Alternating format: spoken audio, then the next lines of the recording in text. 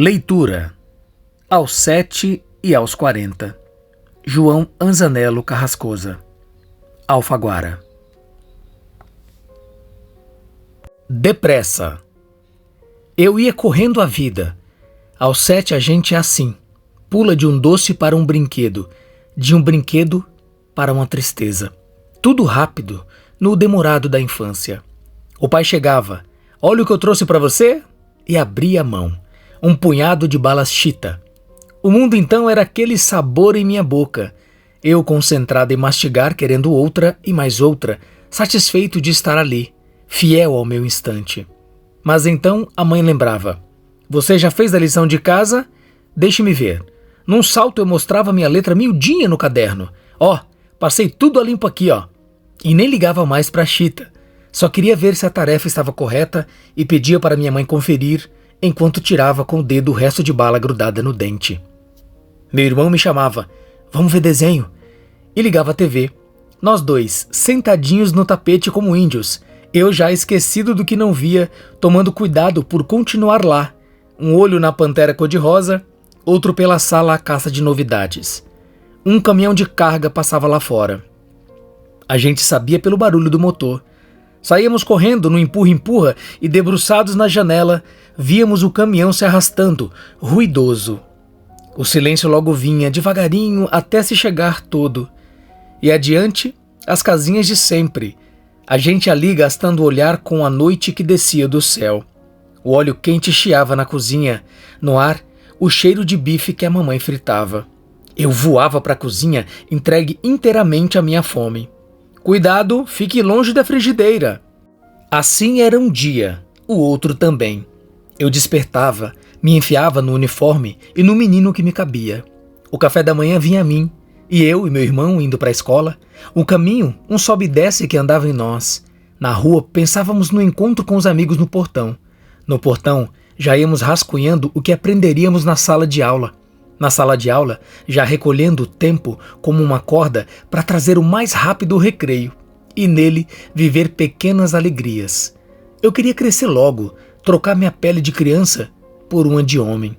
Fascinava-me tudo o que de súbito surgia à minha frente, mas não o desvelar de seu mistério.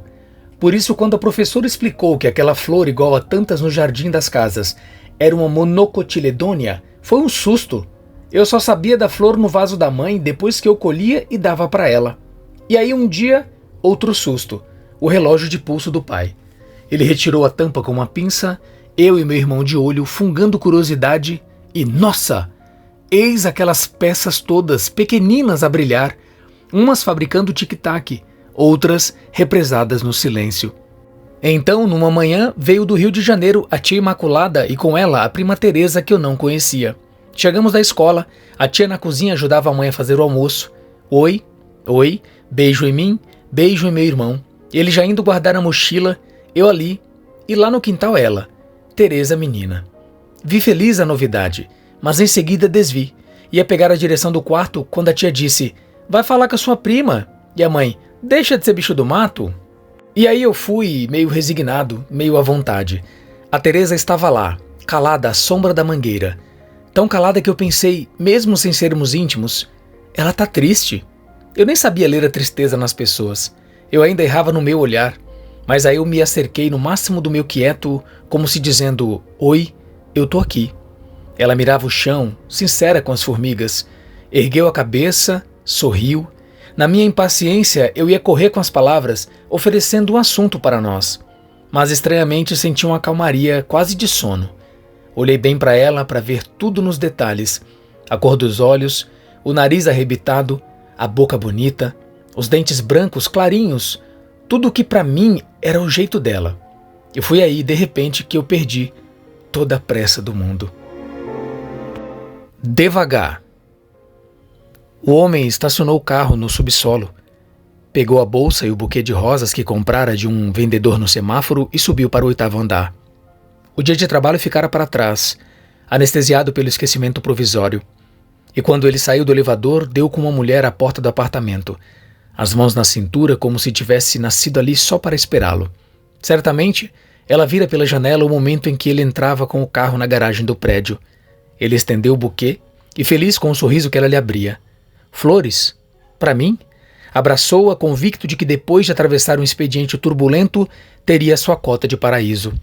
Entraram no apartamento em silêncio. O toque de sua mão no ombro dela dizia: essa é minha mulher e eu voltei para ela.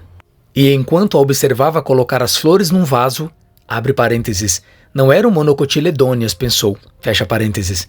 Sabia que ela, sem se valer das palavras, estava dizendo: este é o meu homem e ele voltou para mim. A sala, as cortinas abertas, lá fora o céu escurecendo devagar, como a vida deles, do menino, de todos. A mesa posta e os móveis em seus lugares diziam numa única voz: tudo está em ordem. E mesmo que fosse uma ordem interina, era uma bênção. Nada de especial estava em curso, apenas o reencontro de um homem e sua mulher ao fim do dia. E era aí, na simples volta de um para o outro, que se dava o milagre.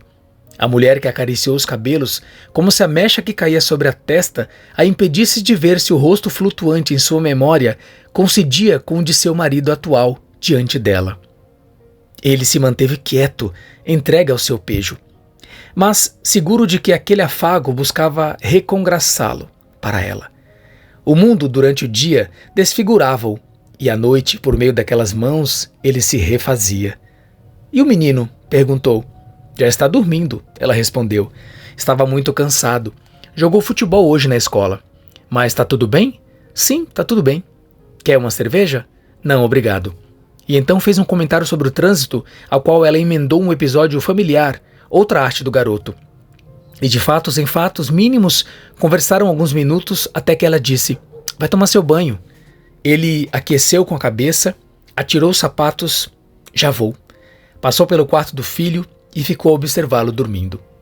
Acariciou-o apenas com os olhos, receoso de que o toque de suas mãos, mesmo de leve, pudesse despertá-lo. A vida era devagar. Poderia ser mais devagar ainda, porque o menino logo atingira o ponto do caminho onde o homem que ele seria o esperava. No banheiro despiu-se, entrou no boxe e abriu a torneira. A água caía mansa, lavando a cruz que em suas costas se aderira como uma tatuagem. Sentia-se refém daquele corpo que o diferenciava dos demais, o corpo que sua mulher reconhecia como do seu homem, e o menino como do seu pai. E enquanto lavava os cabelos, os pés, os braços, ele pensou na mulher esquentando o jantar. E quando já se vestia no quarto de costas para a porta, sentiu a presença dela. Aqueles passos, como se tivessem silenciadores, abafavam o alvoroço do seu coração. Foi à cozinha, mirou-a curvada sobre o fogão, as espáduas frágeis, os cabelos castanhos, tão desprotegida, tão dele. Quando se aproximou, ela se voltou como uma árvore cujos galhos se movem antes de o vento soprar, e disse o que se diz quando não é preciso dizer nada. Pronto? Sem que responder, senão óbvio, ele disse sim. E foi abrindo a tampa das panelas, sorvendo com o prazer o cheiro bom da comida. Jantaram sem pressa, reacostumando-se um à companhia do outro, comentando as notícias do mundo, os quilômetros de congestionamento na cidade e as deles, uns assuntos comuns que logo seriam enterrados por outros mais vívidos, e as palavras vinham e voltavam, ocupando o espaço daquilo que eram eles mesmos lá no fundo, o silêncio. Como noutras noites, estavam juntos novamente, nem atentos nem desatentos para o ar que entrava e saía de seus pulmões, apenas permitindo que entrasse e saísse, devorando a casca do instante e seguindo rumo ao passado. De um ao outro fluía na conversa o que eles sentiam e pensavam. Não diga. Você viu? Não sei, pode ser. Quer mais? Não. Posso recolher? Pode. Estava bom? Estava ótimo. Em seguida, ele a ajudou a retirar a mesa e se ofereceu para secar a louça. Hoje não precisa, mas ele insistiu para poupá-la. E ela, com a mesma intenção, disse: num minuto limpo tudo. E já que um dos dois teria de ceder, ele se sentou no sofá com um livro à luz do abajur e durante algum tempo ouviu-a na cozinha lavando e guardando os pratos, os copos, os talheres. Em seguida, ela foi para o quarto do casal, dali para o quarto do menino, depois ao banheiro e, por fim, retornou à sala. Ele não reparou no que ela fazia, mas imaginou que punha ordem na casa, ajeitava umas coisas aqui e ali, esquecida dele. E ele, com o livro aberto, agia do mesmo modo, fingindo que não anotava. Mas, de repente, como se encontrasse a chave capaz de igualar a sua percepção à voltagem do universo e assim atingir um ponto acima daquele que a realidade lhe permitia, ele se pôs a escutar atentamente os passos dela, vagarosos, de lá para cá. E então sentiu que aquele era o momento, e ali, junto a ela e ao menino, o único lugar no mundo onde desejava estar. Leitura. Naquela época eu estava aprendendo a ler e a escrever, e me encantava descobrir como uma letra se abraçava a outra para formar uma palavra, e como as palavras, úmidas de tinta, ganhavam um novo rosto quando escritas no papel. Para mim, as letras nasciam encaracoladas como gavinhas, e na hora de abrir as cartilhas e juntá-las, eu sempre gaguejava, rasurando o silêncio. Meu irmão, mais avançado no mundo da leitura, ria às soltas, zombando dos meus erros. Uma tarde, ao ouvi-lo caçoar de mim, minha mãe o lembrou das dificuldades que ele tivera e disse: "Você também errava muito." E afirmou que aquele beabá era apenas o começo. Um dia, eu e ele iríamos ler não só as palavras, mas tudo ao nosso redor, inclusive as pessoas. Achei engraçado aquilo que ela disse. Como é que seria ler as pessoas? Meu irmão ficou me olhando, surpreso. Eu, feito um espelho no qual ele se via, coçando a cabeça. Então, eu era um livro, ele outro, minha mãe outro e o pai também? E todo mundo uma escrita, com suas letras, seus P's, B's e capítulos?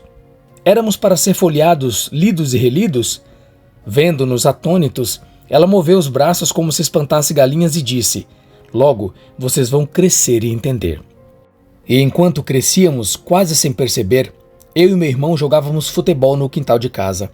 As folhas de zinco que serviam como porta de garagem eram um dos gols.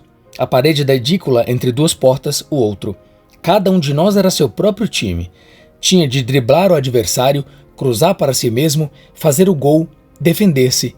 Nossa única plateia era minha mãe e a Dita, lavadeira que apartava as nossas brigas, já que éramos juízes também do jogo, e cada um apitava sempre a seu favor. Tínhamos um torcedor especial, seu Hermes, nosso vizinho, e embora ele não visse o jogo, sempre sabia quantas andava a disputa. Nós gritávamos o tempo todo, narrando as nossas jogadas, um provocando o outro, troçando de uma meia-lua, um carrinho, um chute de trivela. E é claro, ele ouvia tudo do fundo da sua casa. Seu Hermes era um homem dos quietos. Meu pai comentara que ele fora soldado na Segunda Guerra e depois de voltar, dera para recuperar rádios quebrados e cuidar de seus passarinhos. E ele tinha mão para tirar as coisas do silêncio, afagar asas, avivar cantos, construir um viveiro de canário fantástico. Vinha gente do país inteiro admirar sua criação. Pela manhã, ele pendurava fora de sua casa, onde batia a sombra de uma jabuticabeira, as suas gaiolas de alumínio e madeira. Por cima do muro, a gente podia ver os pássaros pretos, os azulões, os coleirinhos, os martins pescadores, uns mais bonitos que os outros, cantarolando até a tardinha. Minha mãe dizia que seu Hermes tinha coisa com São Francisco. Não podia ser de gente, só humano aquele poder de atrair os passarinhos. E contou que ele uma vez abrira as gaiolas, mas nenhum voara. Ficaram todos ali, a comer frutas em suas mãos e a bicar os seus dedos. De vez em quando, a gente o via, abastecendo de água um recipiente, despejando alpiste, saindo e entrando da cozinha. Manso ele, só ele. Quando a bola caía em sua casa e regressava com o raiar de seu rosto rente ao muro, seu Hermes nos abria um sorriso que não sabíamos se era de sim ou não para nossas estripulias. Não jogávamos às rasteiras. Gostávamos de nos exibir, com um chapéu, uma folha seca, um lençol, e aí a bola saía do casulo, e aérea, queria borboletear, e em seus desejos de céu ultrapassava o muro e caía do outro lado, espantando a passarinhada que se alvoroçava nas gaiolas. Vieram as férias, chamamos o Paulinho, o Lucas, uns garotos da vizinhança, e montamos 2 times. O quintal virou quadra de pelada, e a bola toda hora caía do outro lado. Seu Hermes devia ouvir com gosto as partidas, querendo sua continuação, porque logo a devolvia, lépido, serviçal. Uma manhã, Dona Elza, sua mulher, veio reclamar. A bola estava quebrando seus vasos, matando suas samambaias de metro e as violetinhas que cresciam à sombra da jabuticabeira. Meu pai então mandou aumentar o muro. As aulas retornaram. Eu e meu irmão voltamos às nossas partidas solitárias. Um contra o outro, cada um o seu time inteiro, e a bola rebelde fugia para a casa do seu Hermes. Ficávamos a apostar onde ele ia atirá-la de volta. Se no extremo do muro, perto da mangueira, se lá embaixo, junto à edícula. Nós ali, cheios de silêncios, no aguardo, e de repente ela, a bola, saltava de lá pelas mãos dele e quicava no cimento à procura de nossos pés. Tudo ia bem, até que meu pai soube por Dona Elsa que seu Hermes andava acabrunhado, as pernas bambas, emagrecendo. Chamaram o médico, deram-lhe uns remédios e recomendaram o repouso. Eu e meu irmão continuamos nosso futebol, contidos na gritaria, sentindo que coisas estranhas rondavam, mas ainda inaptos para entendê-las. E mesmo com o muro mais alto, a bola teimava em cair na casa do nosso vizinho. A demora na sua devolução se ampliara e às vezes nos afligia. Mas de repente ouvíamos os passos vagarosos de seu Hermes, e lá vinha ela, alva no ar como uma pomba, aterrissando feliz em nosso quintal. Um dia o céu escureceu subitamente, a manhã virou noite e o temporal desabou. Uma aguaceira dos demônios, os relâmpagos rabiscando o céu, a ventania partindo galhos de árvore, uma coisa de dar medo. Depois, milagrosamente raiou um sol cor de sangue que chupou as águas da chuva, e à tarde tudo seco. Eu e meu irmão fomos jogar futebol escondidos de minha mãe, que ralhara conosco. Não devíamos aborrecer a Dona Elsa, o seu Hermes tão doente. Começamos macios, mas logo a partida ferveu, e como sempre, um deu de provocar o outro, drible desse, carreta daquele, gol lá, gol cá, a bola querendo subir, passarinhar nas alturas, desengaiolada. E então, na tentativa de dar-me meia-lua, meu irmão errou o chute e ela caiu na casa de seu Hermes. Os passarinhos se agitaram, um canário deu uns trinados, satisfeitos com o sol, o frescor da tarde, e como um rastilho, seu canto se espalhou, e a passarada começou a cantar forte, uma gostosura de ouvir. Nós ficamos ali de olho num extremo e no outro do muro, à espera da bola, imaginando em que ponto ela cairia. Mas o tempo foi passando, a sombra da jabuticabeira crescendo do outro lado, e eu e meu irmão nos olhamos fundo, fundo em silêncio. Como no replay de um lance, me lembrei daquelas palavras da minha mãe, que um dia ainda iríamos ler às pessoas. Apesar de imóveis ali, havia poucos minutos. Eu sabia, e ele também, que seu Hermes nunca mais poderia nos devolver a bola. Escritura. Era final de campeonato. O homem ia assistir ao jogo na casa de um amigo. Haviam combinado por telefone. A que horas? A hora que você quiser.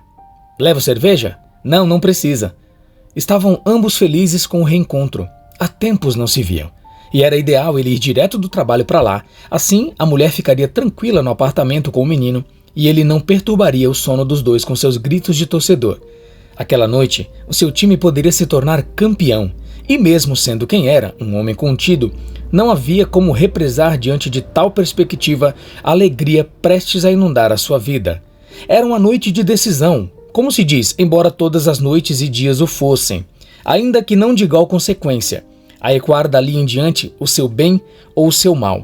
Miúdas eram as decisões cotidianas, quase nem as sentiam, mas elas, movendo os fatos como um rio, iriam adiante, desaguar em momentos maiores. Talvez por isso, depois de telefonar para sua mulher e saber por ela que o menino estava com febre. Quer que eu vá para casa? Ele perguntou. Ela, não, eu já dei remédio. Tem certeza? Tenho, logo ele melhora. Se precisar de algo, me ligue. E porque o trânsito fluía mais lento, como se represando um mundo para facilitar a imersão dele em si mesmo. O homem se lembrou de uma tarde da sua infância, quando vivera uma situação semelhante, ao disputar a prova de salto em altura no campeonato estadual. Igual aquela vez, era óbvia a iminência de algo grande já anunciado, a vitória ou a derrota, mas estranhamente ele sentiu o ar saturado de um mistério alheio ao jogo que em minutos começaria. Era uma escrita em progresso que ele não sabia decifrar, não porque ignorasse a sua linguagem, ela ainda estava indefinida. Às vezes, captava em meio à normalidade quando a vida, como um abafador, sufocava suas explosões, uma onda negra. E embora soubesse, a experiência o confirmara em outras ocasiões, que poderia estar enganado, ele tinha certeza de que uma dor estava a caminho. E daí em diante, Bastava esperar pela sua chegada, para confirmar, tristemente ou não, com algum alívio, o seu pressentimento.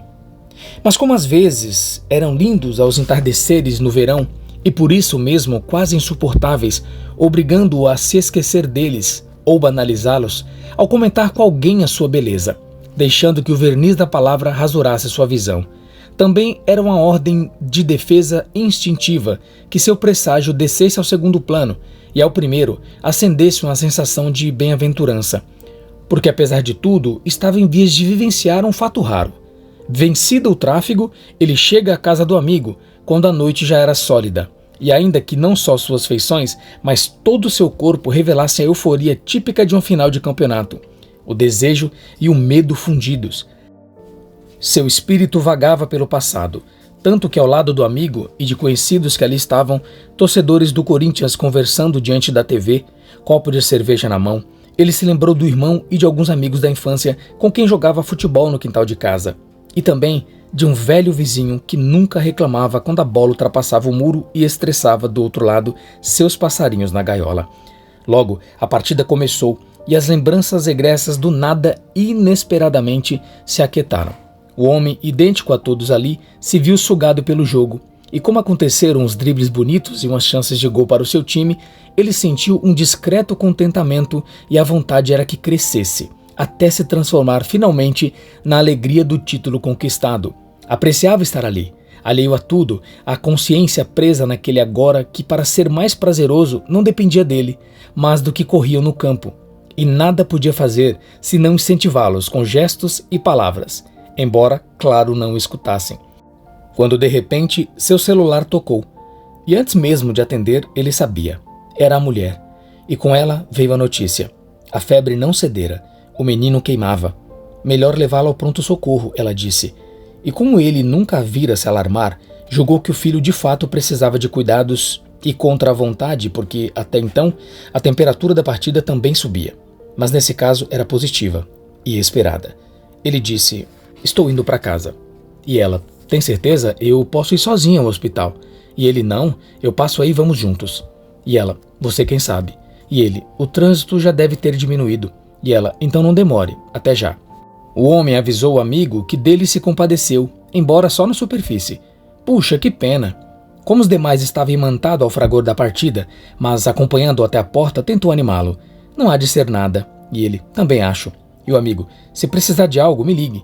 E ele, para reconduzi-lo à órbita daquele bom momento, disse: "Ligo para a gente comemorar o título." O amigo deu-lhe então um abraço de torcedor, cúmplice dos destinos de seu time, mas não, obviamente, dos problemas alheios, e concordou: "É isso mesmo, vamos ganhar." O homem se meteu velozmente por uma avenida iluminada. O trânsito, por sorte, minguara. O jogo não era ali, na sua cidade, e em uma vez o curso, as ruas haviam se esvaziado. Mesmo aqueles que não torciam para nenhum dos finalistas, a falta do programa melhor, estavam com a TV ligada na decisão. Quando se aproximou do prédio onde morava, o homem ligou para a mulher e pediu que o aguardasse na garagem com o menino. Apanharia os dois ali mesmo, no subsolo. De lá, seguiriam para o pronto-socorro. "Já estamos descendo," ela disse. E de fato, mal ele entrou na garagem, mãe e filho saíram do elevador e vieram em direção ao carro. Ela preferiu ir no banco de trás com o garoto, não só por ser mãe zelosa, mas para tentar diminuir o desconforto dele. E apesar de ir à frente, sem ninguém ao seu lado, o homem achou sensata aquela decisão.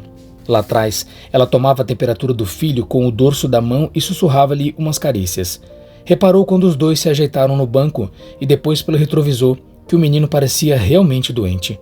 Pela manhã, antes de ir ao trabalho, ele o encontrara no chão do quarto, distraindo-se feliz com seus brinquedos. E de repente, a realidade ondulara, substituindo aquela vivacidade pelo abatimento. "Vamos lá, campeão," disse, e completou: "Você vai ficar bem." O filho não se moveu, agarrado à mãe, que respondeu por ele: "Acho que é dor de garganta." E afagando-lhe os cabelos, emendou: "Dói até para engolir a saliva, não é, querido?" Não só porque ela tivera ao longo da vida o mesmo problema.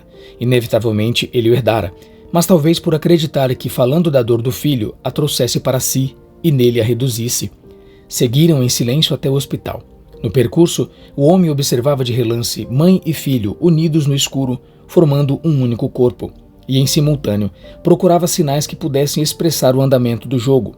Algum grito, foguete, carro a buzinar insistentemente em comemoração a um gol, mesmo se da equipe adversária. Mas nada. O mundo seguia no seu igual. Ainda assim, ele continuava a sentir como daquela vez, na infância, a proximidade de uma revelação. Enquanto esperavam no pronto-socorro, o filho debruçado no colo da mãe, o homem, com o radar ligado, lia as pessoas ao redor, tentando descobrir quem ali era doente, quem acompanhante, desviando-se de pensar naqueles que, em quartos de UTI, nos andares acima, estavam morrendo. Então, guiado por uma força antiga, mas há muito em repouso, ele se virou para a mulher, a mirá-la junto ao menino, consolando-o com sua placidez. Embora soubesse o quanto ela se lacerava para manter aquela aparência despreocupada, e de súbito sentiu o quão rápido o tempo se escoara.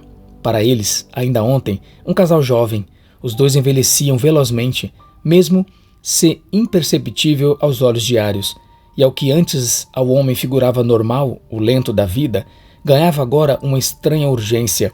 Ele inesperadamente estava impaciente, não apenas para que atendessem o menino, minorando a sua aflição, nem para que o jogo se resolvesse logo, mesmo com a derrota do seu time, ou para que retornassem à casa e se atirassem à inconsciência do sono. Não, era mais que um sentimento de ação imediata. O retorno ao estado de suspeição, ele captara um alerta no suave mutismo da mulher, a consolar o filho. Calma, querido.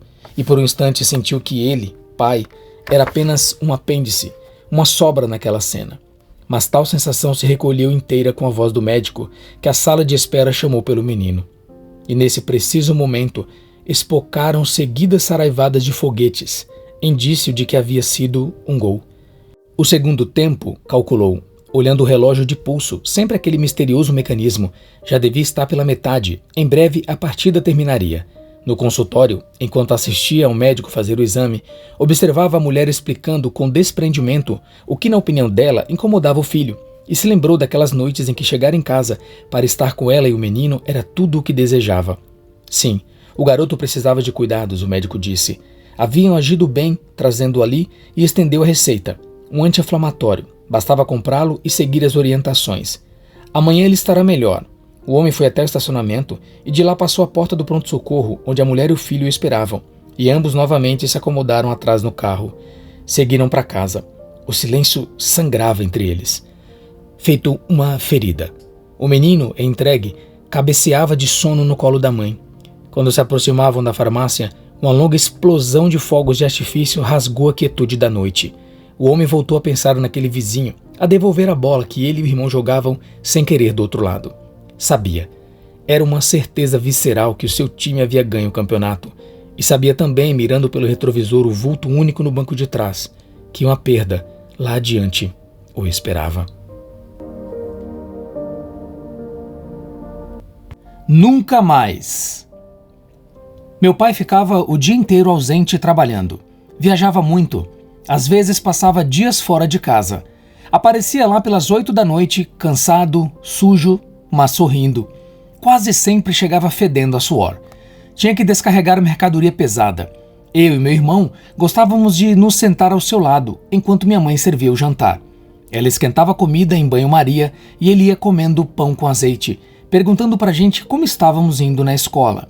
Contava sobre o trabalho e quando minha mãe não estava por perto, perguntava se lá embaixo já estava crescendo pelos.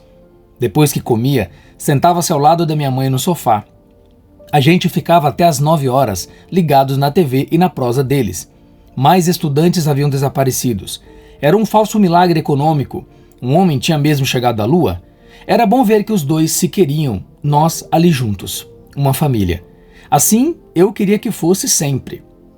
Mas de repente, já pra cama, o pai dizia. E daí em diante, não tinha mais conversa, nem programa pra criança ver.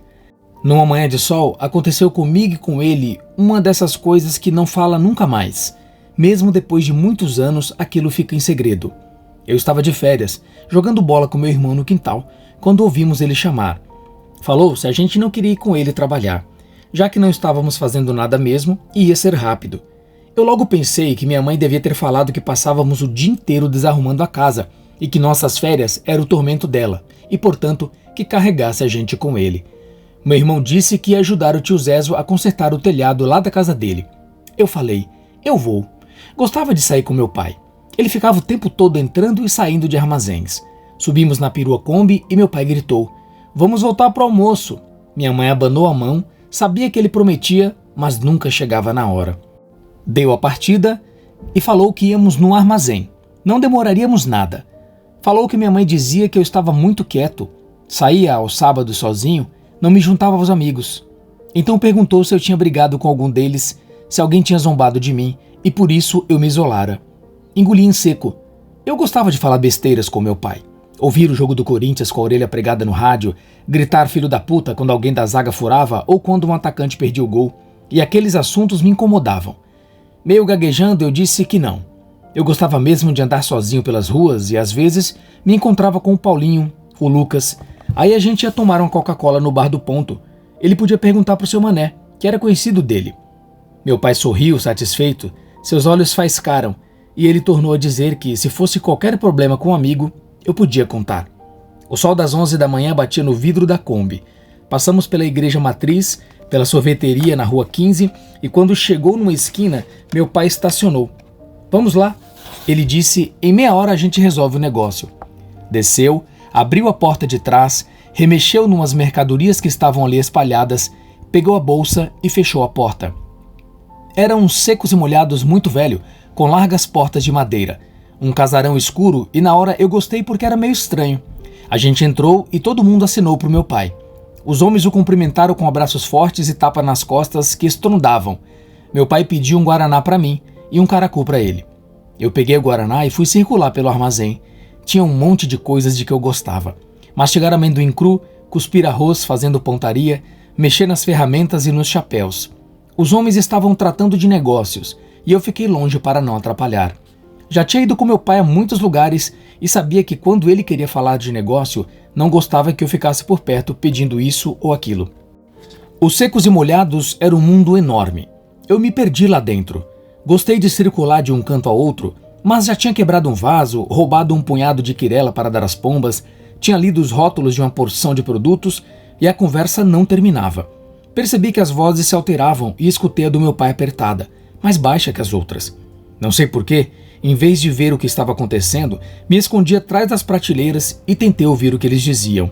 Não entendi nada, mas pelo tom da conversa percebi que meu pai estava triste. Os homens gargalharam, assobiaram e não ouvi ele dizer mais nada. Andei devagar espreitando ao redor dos sacos de açúcar e vassouras de piaçava e vi meu pai encolhido, o sorriso longe de seus lábios. Então senti que os homens estavam zombando dele. Me deu uma coisa por dentro. Tive vontade de quebrar os vidros e chutar as latas que vi pela frente. O dono do armazém, cigarro pendurado na boca, sorriu, anotou qualquer coisa num saco de papel e enfiou a caneta sobre a orelha. Tinha uma cara feia e ao mesmo tempo me deu raiva e dó dele. Vivia no meio daquele lugar que fedia sabão e fumo enrolado e, na certa, estava querendo passar a perna na gente. Os outros homens coçavam o saco, bebiam pinga, comiam salsicha e arrotavam. Eu pensei, esses caras vão passar mal comendo essas porcarias. Mas então eu fui junto do meu pai. Até pensei que ia ralhar comigo, mas ele me abraçou e não disse nada. Os homens silenciaram e logo começaram a discutir futebol. Devolvi a garrafa de guaraná no balcão e olhei com raiva para o dono. Acho que o homem percebeu porque ficou sem graça. Meu pai disse, "Vamos, tá na hora", e pagou a conta. O homem ainda falou que não dava dessa vez. A mercadoria não era boa e que ele compreendesse. Saímos antes de chegar na Kombi, olhei de rabo de olho e vi surpreso que meu pai estava chorando. Na hora, eu achei que seria melhor não olhar, até procurei fingir para ele se controlar. Eu senti que ele se envergonharia se eu percebesse. Andamos depressa, a grande mão dele no meu ombro, num toque leve, um carinho resignado. Como quem não quer nada, fiz que estava atento ao movimento das ruas, mas vira a dor cobrindo o rosto dele quando o sol cintilou em seus olhos. Para sempre. O homem, a mulher e o menino estavam sentados num dos bancos da rodoviária à espera do ônibus que os levaria às cataratas do Iguaçu. As duas malas a seus pés diziam, como diz uma cruz, ou um buquê de flores diziam um tanto sobre a família e outro tanto o calavam. E esse não dito, para quem sabe ler os sinais, e ele o sabia desde criança, era um grito iminente. Se demorariam horas e horas para chegar à magnífica Foz, e por isso é que lá iriam a passeio. Dali mesmo, eles viam uma torrente d'água desabar para além das plataformas onde os ônibus entravam e saíam. Não a mesma, mas uma outra de igual poder, se não capaz de gerar uma usina de energia com força suficiente para alargar a cidade, estagnar o trânsito, destruir barracos. Eis lá na frente o que não existia minutos antes, um entulho de destinos humanos em meio à lama. Já passam de 1000 os desabrigados. A TV noticiava. O dia casmurro seguia em seus começos. Faltava-lhe sol, tanto quanto para o homem e a mulher. Eles mal se falavam nessa manhã. Como de hábito, diretamente, por meio de frases trocadas com o menino é que se comunicavam. Vai com a sua mãe, o homem dissera há pouco, a voz sufocada pela virulência das gotas que explodiam no teto da rodoviária. E ela, prudente com as palavras, escolhendo-as igual cartas de baralho, na esperança de que lhe mudassem a sorte, devolvera. Vem, filho, não incomode seu pai. E mesmo sem que desejassem, ao contrário, estavam agora em mundos distintos, a anos-luz um do outro. Eles, que um dia os haviam misturado com a fome e a voracidade dos amantes, embora ali, lado a lado, seus ombros por vezes se tocassem, um vento úmido com cheiro de óleo diesel passou por eles e seguiu em manobras invisíveis pela sala de embarque. A um canto, passageiros assistiam à TV, a greve dos operários de uma montadora de caminhões, um comercial de bala. Alheios à história dos dois e à cidade lá fora, cujas ruas o temporal inundava. Então, como se lhe doesse dizer, mais do que aceitar a verdade em silêncio, o homem falou. Não dá mais. Ao que ela, de olho do menino e na chuva atrás dos vidros, ia dizer, não dá mesmo. E o disse de outra maneira. Essa viagem foi um erro. Não porque a havia programado para janeiro quando chovia às tantas, os dois bem sabiam, mas porque não havia mais motivo para fazê-la. O sonho secara. A vida a 2, a 3, sem queda livre. Você tem razão, o homem disse. Foi um erro. Entre tantos que cometi, ele ia acrescentar. E baixou a cabeça, mirando os próprios pés, e os dela, pequenos e inacessíveis nas sandálias. Os pés que a revelavam por inteiro, mais do que o rosto e o jeito de aceitar a vida sem pedidos. Os pés que ele gostava de massagear como uma massa delicada de pão para que ela pisasse com menos pesar no mundo. Não queria que fosse daquele modo, que bordejassem um assunto no local público, tampouco que fossem fundo ali, até o seu miolo.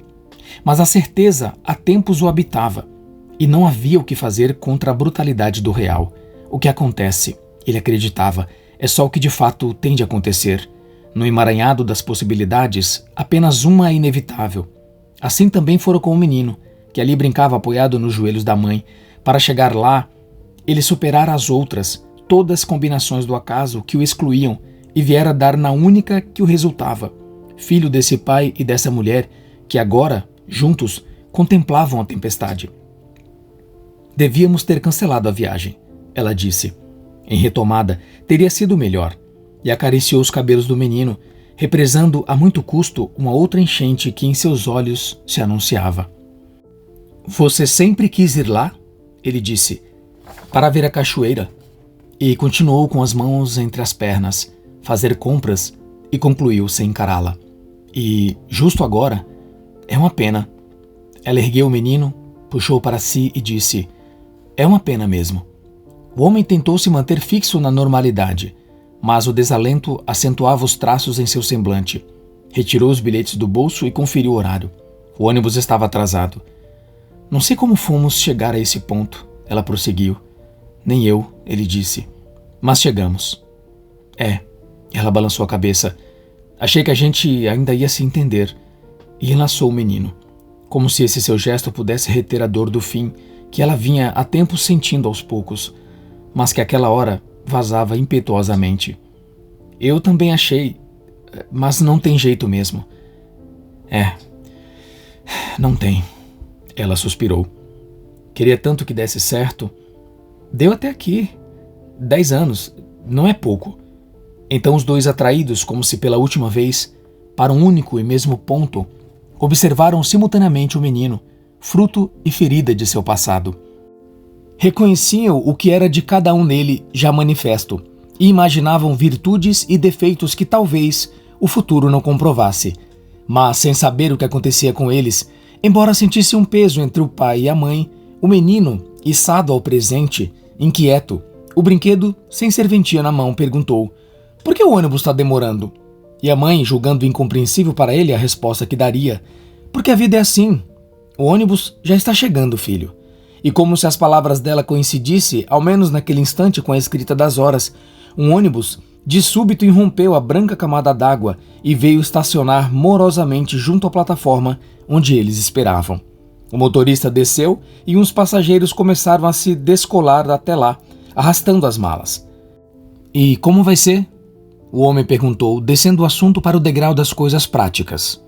Ela reteve nos braços o menino que queria se soltar, adiando pensar nos dias vindouros sem um amor, mesmo se agonizante como aquele, e respondeu: "Não sei, depois a gente resolve." E ele: "Tudo bem, não precisamos decidir nada agora." Ela permaneceu imóvel, a esperança se movendo rumo ao abismo, e disse: "Parece que é uma mentira o que estamos vivendo." E ele, obrigando-se a ser bruto, disse: Mas é a verdade." O menino, por fim, desvencilhou-se da mulher e saiu correndo em direção ao ônibus. Vamos! Vamos!" Ela o seguiu a passos rápidos. O pai foi atrás com as malas. Enquanto ele as colocava no bagageiro do ônibus, mãe e filho entraram e foram se acomodando. A chuva caía com mais violência, como se precisasse limpar as imundícies da cidade para nela inaugurar uma nova vida. O homem viu uma velha Kombi passar lá fora. Lembrou-se criança junto a seu pai, nos secos e molhados. Agora doía igual. Subiu no ônibus e foi enfim à procura do seu lugar. A mulher e o menino haviam ocupado as 2 poltronas da esquerda. Ele sentou na mesma fileira, do outro lado. O corredor os separava. Ia ser assim, dali para frente. Dia. E enquanto eu aprendia a ler as pessoas dentro e fora da escola, eu descobri outros esportes. Não imaginava que eram tantos. Jogar futebol com meu irmão e o Paulinho já tirava o mundo dos meus olhos. Eu me entregava inteiramente ao jogo, como se vivesse só para estar lá, fazendo e evitando gols. Foi o Urso, professor de educação física, quem me levou a gostar de salto em altura.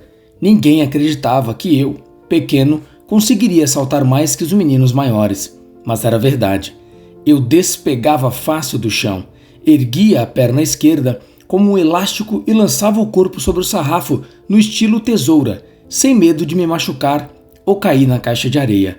Então, comecei a treinar forte com o Urso e a pular bem mais alto. O Lucas até começou a me chamar de Sapo. Vai, Sapo, dá aquele pulo pra gente ver. Mas eu nem liguei e o apelido não pegou. O Urso era do silêncio, igual ao seu Hermes. Mas quando falava, fazia a gente se melhorar. Eu me lembro bem de suas palavras, que o segredo de um bom salto não estava na corrida nem no impulso, mas na concentração. Fique olhando o sarrafo sem pressa, o Urso dizia. Você vai ver que de repente ele desce e aí é hora de saltar. Eu no começo duvidava. Sarrafo nenhum iria se mover nem para baixo nem para cima. Mas depois foi justamente seguindo o conselho dele que eu alcancei a minha melhor marca. Eu ali, os olhos presos no sarrafo, de súbito, a mágica. O sarrafo se moveu lentamente como o ponteiro pequeno do relógio e pude captar a sua oscilação para baixo e então corri, então saltei e ultrapassei o sarrafo que estremeceu com a brisa do meu corpo. Maravilha! Maravilha! O Urso gritou e veio com seus braços peludos festejar comigo. Eu treinava 2 vezes por semana e sempre o Urso repetia: se você saltar mais 15 centímetros, eu te levo para o campeonato infantil. E começou a me ensinar a saltar de barriga, igual peixinho no futebol. E aos poucos eu fui aprendendo a pular também daquele jeito, até atingir o meu recorde, que não era lá grande coisa, mas o Urso disse: com essa marca já dá para te inscrever. E ele cumpriu o prometido. Arrumou toda a papelada e daí em diante passamos a treinar 4 vezes por semana. Para mim, era uma mistura de desafio e diversão, mas minha mãe não estava gostando daquilo. Principalmente quando eu chegava imundo, o joelho esfolado, a mão roída pelos pedriscos da areia. Meu pai não ligava. Desde que eu não descuidasse das lições, Ele, que não pudera terminar o segundo grau, vivia dizendo: sem estudo ninguém vai para frente. E, apesar de gostar de futebol, fanático pelo Corinthians, curtia corrida de longa distância e falava sempre de um tal de Zatopek. Este sim foi um campeão. Quando me via voltar feliz do treino, me incentivava: parabéns, filho, você vai longe. E se eu chegava cabisbaixo, me atiçava: não desanime, não desanime. Lembro um dia em que minha mãe, à mesa do jantar, depois de me dar uma dura por eu ter voltado do treino à noitinha, declarou que preferia me ver praticando, como meu irmão, algum esporte coletivo. Pelo menos você vai estar no meio de amigos. E o pai, mastigando uma fatia de pão, comentou: na hora do vamos ver, a gente está sempre sozinho. O pai estava me lendo bem. Não dissera aquilo apenas pelo meu empenho no salto em altura. Não. Na certa, ele percebia o quanto eu estava andando sozinho depois que a prima Teresa voltara para o Rio de Janeiro. Ela e a tia Imaculada tinham vindo passar o mês de julho com a gente, mas estranhamente nem deu 2 semanas e elas retornaram para lá. Eu nunca soube direito o motivo. Por quê? Por quê? Perguntei com insistência para a mamãe no dia em que partiram, como se alguma explicação, porque o tio Carlos precisou delas, ou porque aqui não tem nada para fazer, fosse mudar o rumo das coisas. Eu ainda ignorava que os fatos eram o que eram, e de nada adiantaria conhecer as razões que os determinavam. Eles jamais seriam alterados. Não supunha que se pareciam com um sarrafo nas traves. A gente passa ou não passa por ele. Não tem outra opção. A mãe me consolava. Elas vão voltar no Natal. Mas o Natal para mim era um tempo que jamais chegaria. Foi aí que uma noite, na hora de dormir, lembrando o sorriso da prima Teresa, eu me dei conta de que não adiantava lamentar. Eu só iria mesmo para frente se a esquecesse. Resolvi então esvaziar os meus olhos dela e silenciosamente imundei o travesseiro. Chovi nele toda a tristeza que eu tentava disfarçar. E o pai percebera. E no dia seguinte me atirei com mais dedicação aos treinos. Eu estava só, diante do sarrafo. E era melhor mesmo que estivesse. Mas todo começo é grande. Está numa altura acima de nós. E só se a gente continuar, se persistirmos no caminho, é que o superamos. E aí dá para subir mais o sarrafo. Eu ainda sentia muito a falta da prima Teresa. Nós dois lá no quintal, à sombra da mangueira, distraídos. O que tem lá no rio, prima? Tem o mar. Que passarinho é aquele, primo? É um coleirinho. Qual é a sua cor preferida? Azul. E a sua? Azul também. A gente naquelas conversas e o mundo ao nosso redor, no freio. Era tudo devagar, para eu ter a prima Teresa um tempo maior comigo. Sua volta para o rio seria lá adiante, numa manhã remota na qual o sol se recusaria a arder. Nenhuma janela abriria nesse dia. Assim eu pensava, assim eu queria. As aulas tinham terminado, fazia um friozinho gostoso em julho. Tão bom era acordar e viver até a noite com a prima Teresa. Quando, então, vinha o tempo de estar com ela, de outro jeito, recordando, na cama, os momentos que havíamos passado juntos. Ninguém tinha nascido em mim daquele jeito e me habitado sem fazer força. E assim, ela coincidia do lado de fora com aquela que ia dentro do meu pensamento. Eu captava uma expansão em tudo, na conversa das pessoas, no movimento das ruas, nos farrapos de nuvens ao entardecer. Eu mal sabia que estava me alargando, mas tinha uma certeza. Era a primeira vez que sentia aquilo. Nenhuma seria superior. E isso eu só fui descobrir anos depois. Todas as outras avalanches que vivi não foram mais do que cópias daquela. Eu me coloquei na prima Teresa e ela em mim, o tempo todo. Se a brincadeira era de esconde-esconde, corríamos juntos para o mesmo esconderijo. E se achava um, lá estava o outro. Na queimada, eu deixava que me matassem para que ela continuasse viva. Naquela festa junina, na casa do tio Zezo, eu e ela, pertinho na fogueira, o rosto sujo de felicidade. O Lucas até reclamou.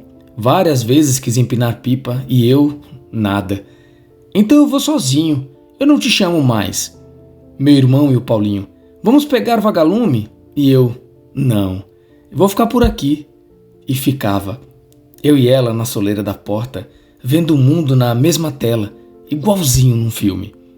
Mas aí a prima Teresa foi embora, e mesmo que não tivesse culpa pelo seu retorno abrupto ao rio, eu estava dolorido com ela. Era hora de apagar as lembranças e me lançar sobre o futuro o mais alto que pudesse. Vamos, se concentre, gritava o urso. Você vai ver o sarrafo baixar.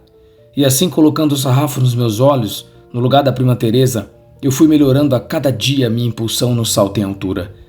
Chegou setembro e também as provas do campeonato infantil, que seriam no estádio de Ribeirão Preto. Fomos para lá no ônibus fretado. Era dia de semana e os meninos mais velhos, que também iam competir, fizeram algazarra a viagem inteira. Talvez para esconder o medo do fracasso. Mas o urso, na primeira poltrona, o urso nem ligava. O urso até sorria. Quando chegamos lá, vi dezenas de ônibus estacionados ao redor do estádio em uma multidão de garotos saindo deles. Alguns calados e atônitos com o movimento, outros, a maioria falando alto às gargalhadas. Era muito para se ver e eu não dava conta de me prender todo aquele acontecimento que se abria, sendo eu também parte dele, e aí achei melhor ficar perto do urso, obediente às suas ordens. Venham, é por aqui. No vestiário, na pista de saibro, no percurso até o local onde se daria a prova, eu sentia no ar, sobre uma aparente normalidade, a presença de uma coisa grande prestes a acontecer. Como as competições eram simultâneas, o urso foi orientar os meninos na corrida de revezamento e eu fiquei ali sozinho. Aprender a me concentrar às palavras do urso. Fiquei olhando o sarrafo sem pressa. Não estavam só na minha memória, elas comandavam todo o meu corpo. Você vai ver que de repente ele desce, aí é a hora de saltar. E como se estivesse treinando lá na escola, quando chegou a minha vez, eu dei o primeiro salto numa boa e passei fácil. Aos poucos a altura do sarrafo foi subindo e, para surpresa de muitos, eu fui adiante enquanto uns meninos maiores foram eliminados. Eu mirava o sarrafo um tempão. Às vezes, até enervava o juiz de prova, e então corria e saltava no estilo tesoura, caindo triunfante na caixa de areia. Ouvia uns aplausos ao longe, mas me mantia quieto, assistindo atento aos demais, à espera de ser chamado novamente. Enquanto estava ali, fiquei de olho num dos meninos. Ele ultrapassava o sarrafo com dificuldade, mas variava os saltos, ora no estilo tesoura, ora de barriga. Lendo o jeito dele correr e se concentrar, eu senti o sinal de um segredo. Um segredo que só no fim da prova, quando nós dois disputávamos o primeiro lugar, ele revelou. Tentávamos superar a marca de 1,20 m. Tínhamos queimado em 2 tentativas, faltava a última. Era a minha vez de saltar e, de novo, seguindo a dica do urso, observei o sarrafo um tempão. Mas, estranhamente, ele não baixava. Aí eu me lembrei das palavras do pai. Na hora do vamos ver, a gente está sempre sozinho. O juiz de prova fez um gesto de ultimato e então eu corri e saltei o mais alto que podia. E antes de mergulhar o rosto na caixa de areia, senti o sarrafo desabando sobre a minha cabeça. A justiça estava lá, e o meu máximo não fora o suficiente. Levantei, limpei as mãos, bati a poeira da roupa e me sentei para ver a terceira tentativa do garoto. E aí aconteceu o bonito. De tão imprevisível que foi, ele se concentrou, também sem pressa, e então correu. Do jeito que corria, eu notei o diferente. E quando estava bem perto, ele se virou e saltou de costas. Flop! Passando primeiro a cabeça, depois os ombros e finalmente as pernas. Por um instante meus olhos ficaram desarrumados com o arco que o corpo dele se desenhou no ar sobre o sarrafo. E aí eu só pude aplaudir, junto com o estádio inteirinho. Em vez de me sentir derrotado, eu me alegrei todo por estar ali e ver aquela mágica. Saí com a medalha de prata no pescoço. E o urso eufórico e peludo me abraçava. Não falei! Ele também muito feliz. De volta para casa, o ônibus estava silencioso. Os meninos maiores sem nada para comemorar. No embalo do motor, de repente, não sei porquê, me lembrei forte, muito forte, da prima Teresa. Ela na minha memória com seu sorriso. Então, livre da sua ausência, eu fiquei pensando que às vezes é preciso mesmo olhar para trás se queremos ir em frente. Noite. Era como uma sagração ao final do expediente, quando as tarefas do dia começavam a sair de seus olhos.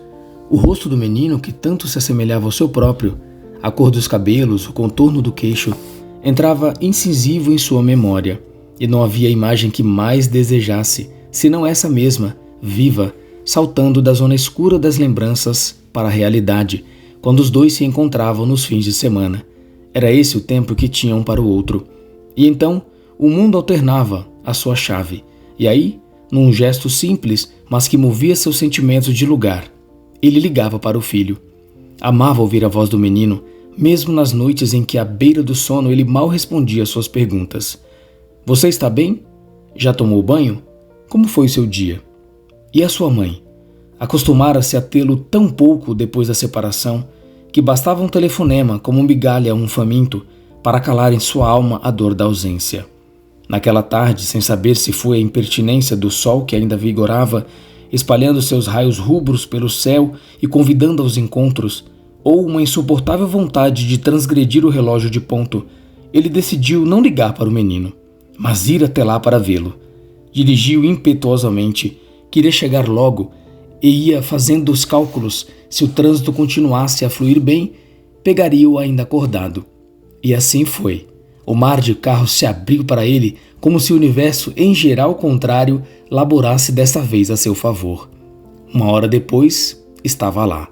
Enquanto estacionava, mirou no 8º andar do prédio, a sacada do apartamento onde até meses atrás morava com a família. De lá, o menino costumava esperá-lo acenando eufórico quando reconhecia seu carro. Mas não viu senão as sombras da noite que se acercavam imperceptivelmente. Semanas antes, o porteiro, que era novo no prédio, só o deixava subir depois de anunciá-lo pelo interfone e obter a permissão da mulher. Mas, engrossando a corrente da sua sorte, o porteiro daquele turno o conhecia e deixou que fosse adiante, preservando o espanto que a sua súbita visita provocou. Quando ela abriu a porta: "Você aqui? O que aconteceu?" "Nada, eu saí mais cedo do trabalho." "Tá tudo bem?" "Sim." "Entra." Trocaram um beijo no rosto e ela, antes de conduzi-lo à cozinha, respondeu à pergunta do filho, que gritou lá da cozinha: "Quem chegou, mãe?" "Seu pai." E então observou o melhor o visitante, cuidando para não medi-lo de cima a baixo. Assim, ele também o fazia, evitando captar nela, com seu radar primitivo, os rudes sinais da distância. A blusa nova, os cabelos curtos, o relógio com o qual a presenteara no último Natal. Sabia que ela igualmente adiava ver nele tudo que os olhos da convivência diária já não reparavam mais. A barba azulando a face, o dedo sem aliança. Passaram pela sala de jantar. Ali, ao redor da mesa redonda, os três se reuniam para resumir seus dias e se abastecerem uns dos outros. E agora, ao vê-la vazia, pareceu-lhe ainda menor e se sentiu responsável por aquele encolhimento. As luzes apagadas ampliaram a sensação de que a tristeza havia se agarrado às paredes do apartamento, como uma segunda e mais espessa demão de tinta. Encontrou o menino comendo na cozinha, compenetrado. "Oi, filho." "Oi, pai." A mulher disse: "Senta." E começou a lavar a louça, enquanto os dois se abraçavam. Vieram as perguntas diárias que ele fazia ao menino pelo telefone. A primeira: "Você está bem?" A segunda: "Já tomou banho?" E ali nem precisavam ser feitas. No rosto do filho se via que ele estava bem. Seu corpo cheirando a sabonete e seus cabelos úmidos revelavam que saíra há pouco do banho. Perguntou-lhe sobre a escola, e à medida que o menino respondia, contando-lhe os gols que fizera nas aulas de educação física, ele sentiu sob a camada grossa do seu próprio silêncio uma inesperada alegria, como se até então vivesse na pré-história desse sentimento e agora experimentasse a sua estreia. Se o menino era um rio, ele, pai, colocava só a ponta dos pés em suas águas e queria de novo o mergulho, queria se resgatar nas suas profundezas, e já que vivia à sua beira, era melhor se entregar ao nada daqueles rápidos encontros, os mínimos episódios cotidianos, só aparentemente inesquecíveis, como fazer junto às refeições ou assistir a que o outro fizesse, como agora. Continuaram a conversar coisas banais para o mundo, mas não para os dois, nem para a mãe que os ouvia. E o homem, curioso para saber mais do menino, ia dispondo na mesa, como travessas de comida, outras perguntas. "Você já fez a lição de casa? E aquele seu amigo? A carne tá boa?" A mulher de súbito o interrompeu. "Você não quer jantar?" Desculpe, eu esqueci de oferecer." E abriu o armário para pegar um prato, mas... "Não, obrigado, eu tô sem fome." Ele respondeu. "Não mesmo? Tem para você também." Ela insistiu. "Eu sempre faço um pouco a mais." E acrescentar: é o hábito." mas ele comentou: me acostumei a comer mais tarde. O que era uma mentira, os dois sabiam. Quer uma cerveja? Ela disse. Ele não respondeu. Olhava o filho que cruzava os talheres. Satisfeito? O menino fez sim com a cabeça. A mulher pegou uma lata de cerveja na geladeira e serviu o homem. O filho pediu chocolate de sobremesa, mas ela negou. Cortou uma pera e deu a ele, que já foi espetando uma fatia. Tá madura? O pai perguntou e o menino: está. E como haviam falado do passado e do presente que se esparramava ali na cozinha, ele pulou para o futuro dizendo: a gente podia ir ao museu do futebol, o que você acha? O menino vibrou com a ideia. A mãe também se manifestou. É um ótimo passeio. O pai completou. Depois podíamos tomar um sorvete. O casal sorriu, cada um por seu motivo. Ela, pelo comentário do menino. Ele, porque ainda era capaz de sorrir. A mulher recomeçou a lavar a louça, disse ao filho: agora você pode escovar os dentes.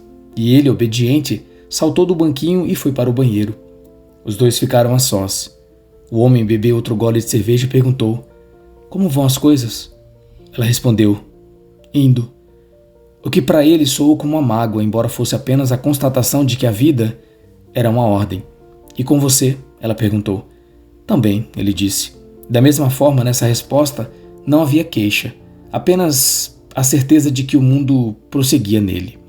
O silêncio se acendeu entre os dois, mas o rumor da água na pia o apagou. E o dinheiro, tá dando? Ela confirmou com a cabeça, mordeu os lábios. Seus olhos se nevoaram, desmentindo o que dizia. O resto do seu corpo.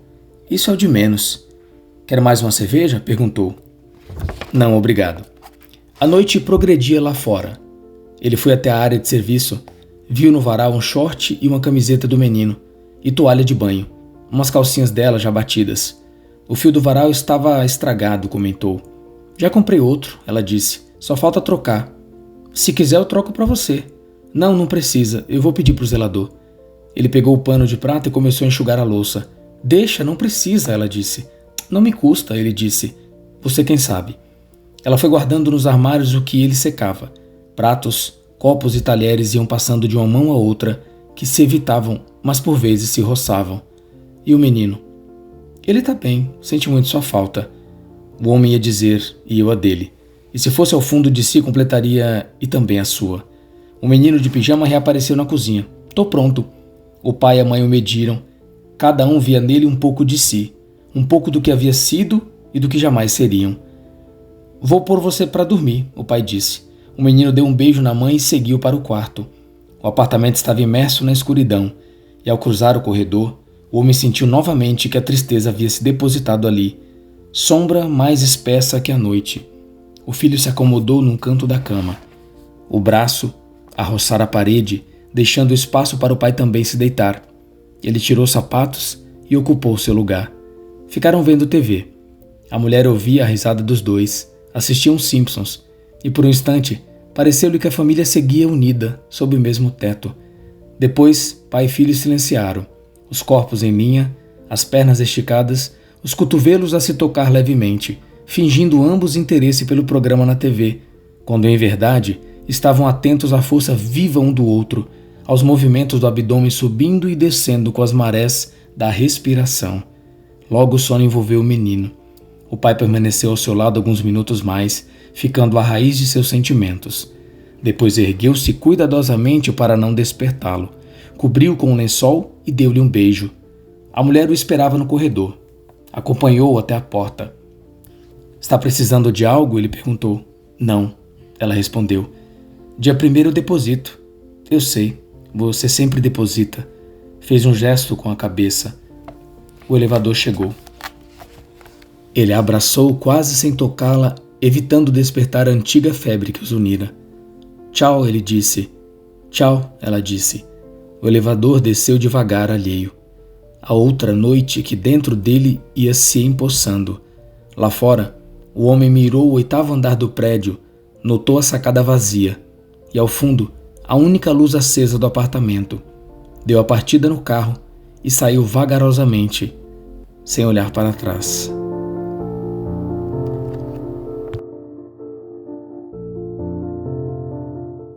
Silêncio. A vida também tinha seus de repente. Estávamos lá, brincando de queimada na rua.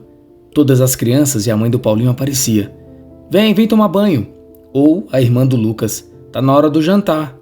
E então a alegria acabava. Assim, num instante. A gente voltando para casa sem gritos e risadas. O silêncio caía em nós como uma fruta no quintal. Às vezes tinha festa lá no tio Zezo. Os adultos comiam churrasco e bebiam cerveja. E a gente nos docinhos e refrigerantes, brincando de pega-pega, de esconde-esconde. E aí, vapt! O pai de um, tá ficando tarde. O do outro, vamos embora. E vupt! Todo mundo ia se retirando com as suas já lembranças.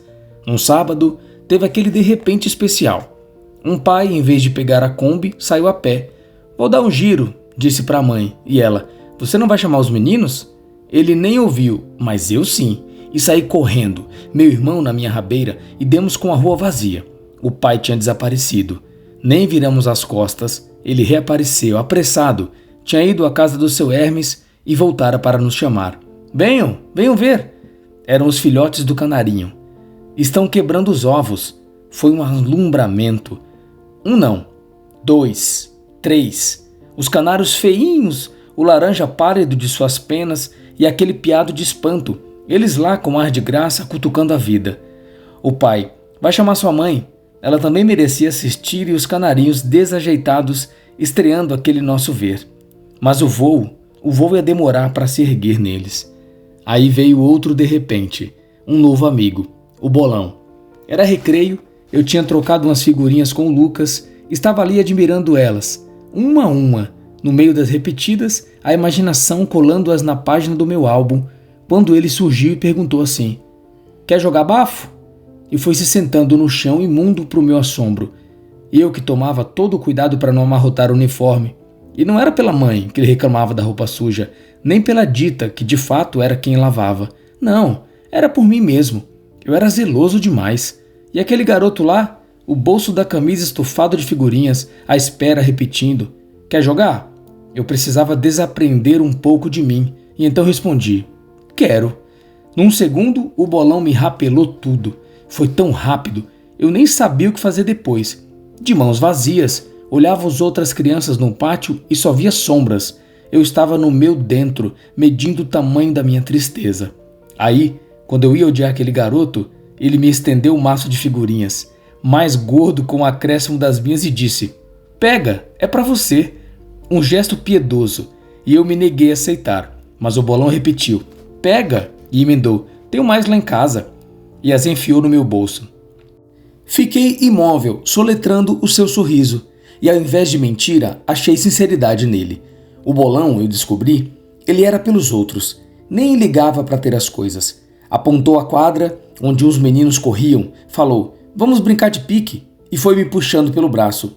Ainda dá tempo, o sino demoraria para tocar, e ele, me liderando, e eu, admirando que existisse um menino assim, de intimidade imediata. E pronto, o Bolão já no quintal de casa, jogando futebol, eu e ele de um lado, meu irmão e o Paulinho do outro. Aí, os rostos afogueados, no intervalo para descansar, os 4 ali se entreolhando. Uma hora azul.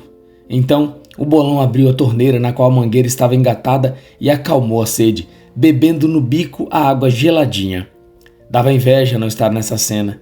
E aí, saltamos os 3 do nosso atraso e fomos até ele para copiar o seu gesto. Mas quando nos aproximamos, o Bolão começou a nos jogar água. Gritamos em protesto e ele, numa alegria louca, ria e nos molhava mais e mais, e corria do meu irmão que o perseguia, a mangueira em sua mão, golfando jatos d'água sobre nós. Num instante, estávamos encharcados, as camisas grudadas no corpo, o sol e o vento a nos secar devagarinho, e aí demos para rir às soltas. Minha mãe até apareceu à porta dos fundos para ver o que acontecia, e em vez de ralhar, sorriu.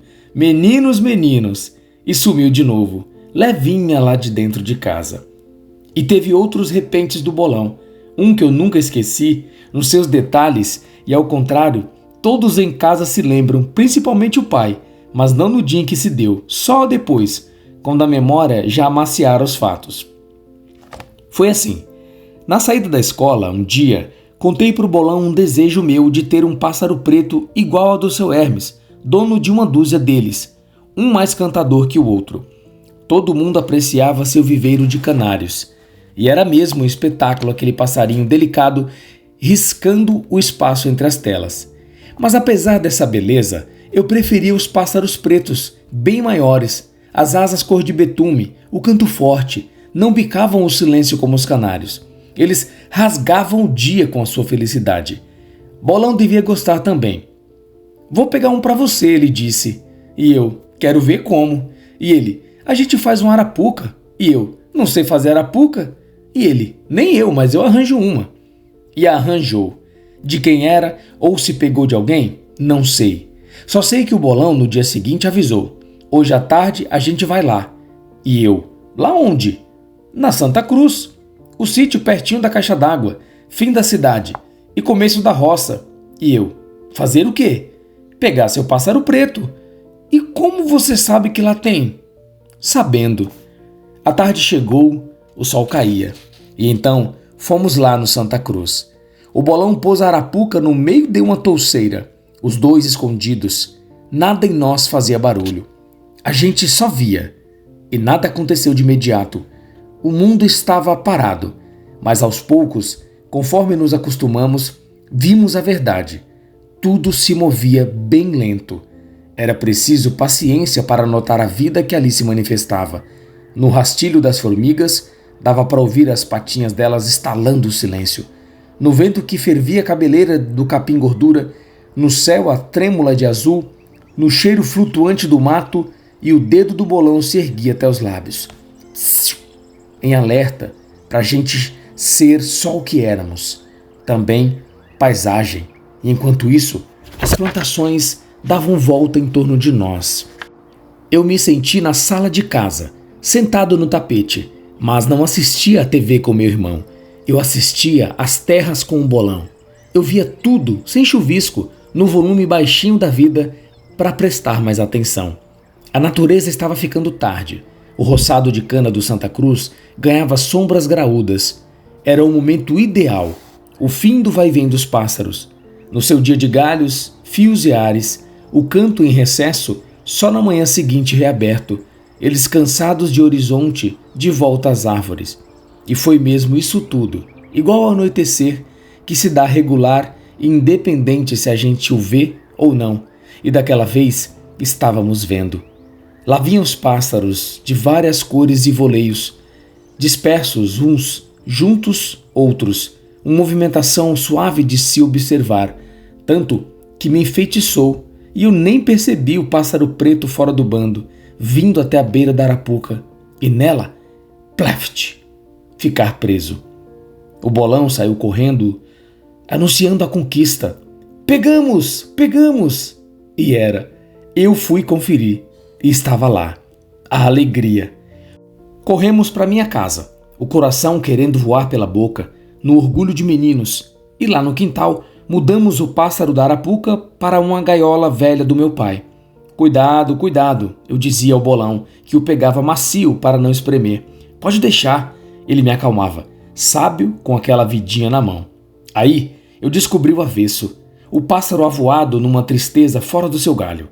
Na certa, no dia seguinte, iria cantar. No negro da noite, ele era silêncio. O canto só viria com o sol, seu abridor. Acordei na manhã seguinte com a cantoria dos passarinhos do seu Hermes. Nem me lavei direito, saltei da minha vida para perto do meu pássaro preto. E ele calado na gaiola, com preguiça ou em greve.